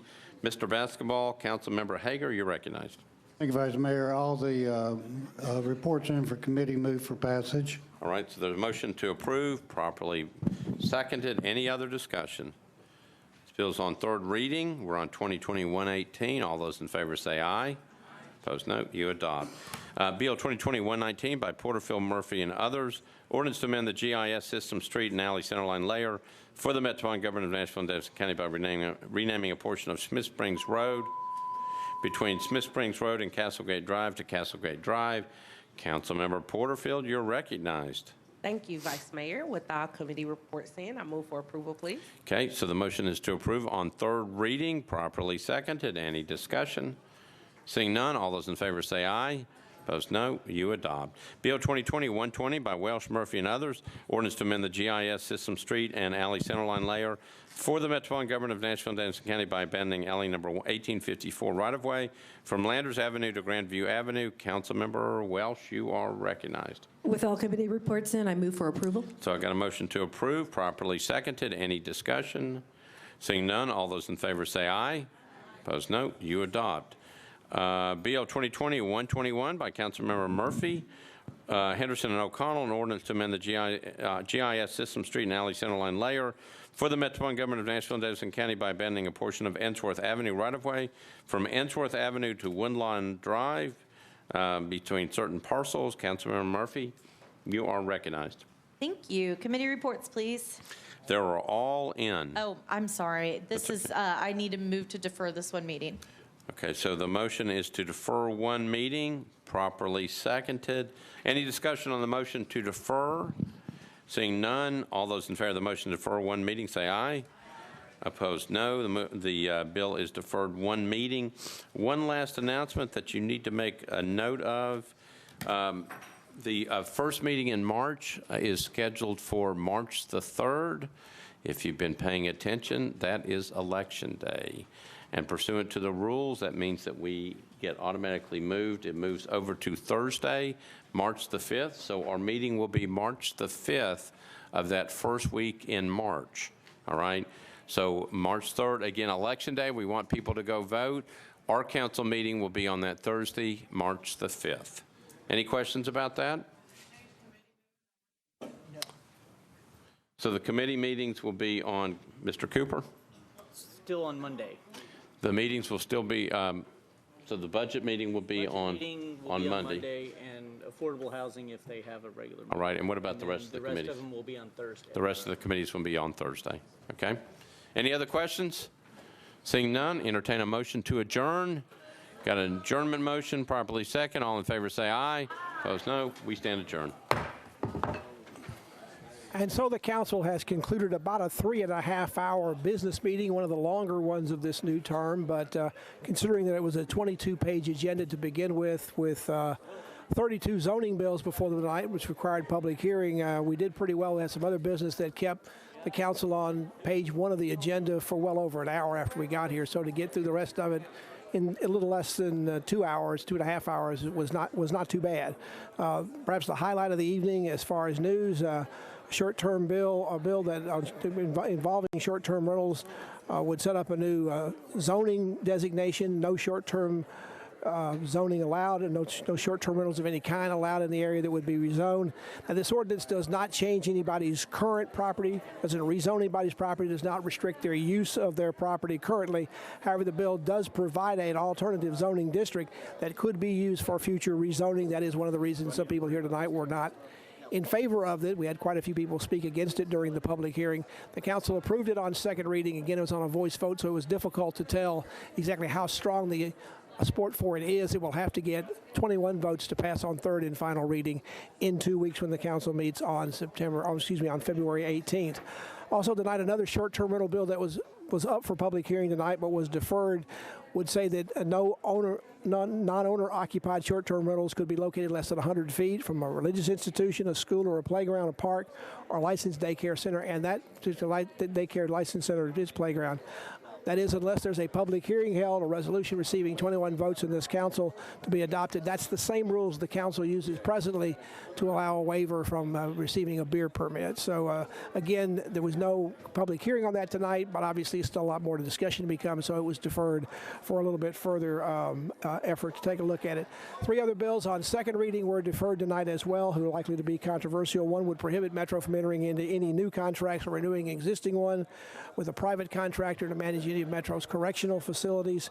That's going to be deferred one meeting to allow the Public Works Committee, the Public Safety Committee and the Budget and Finance Committee to meet and talk about some of the financial implications of that. Also, another bill that was deferred was one that would have allowed would require landlords to provide at least 90 days written notice to tenants before increasing tenants' rents. Obviously, that's going to be deferred for 2 meetings, a little bit more discussion needed on that as well.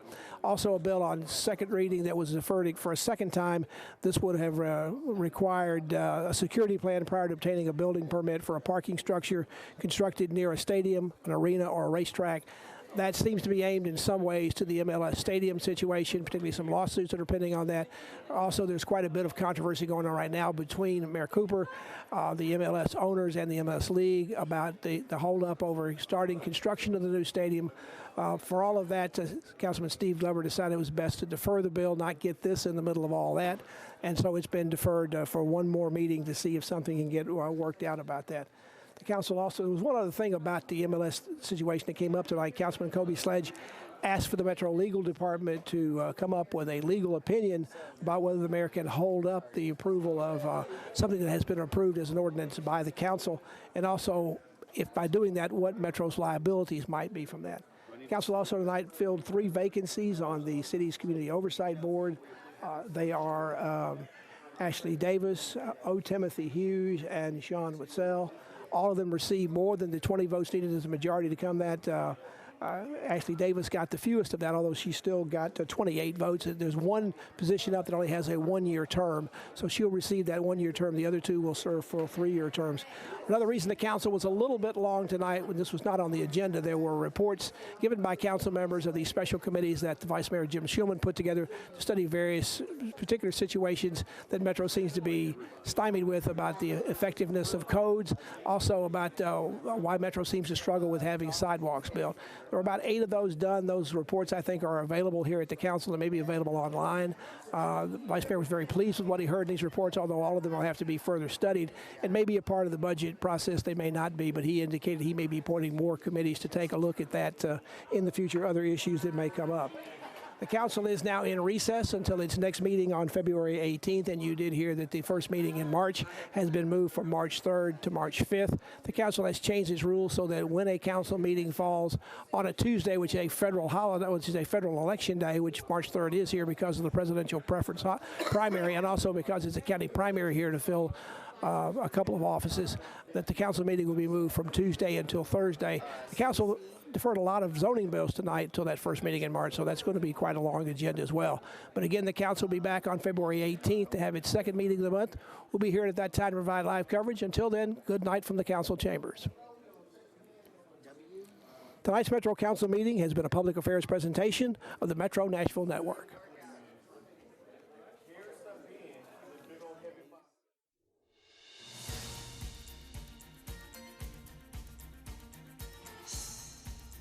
This has been a service of the Metro Nashville Network.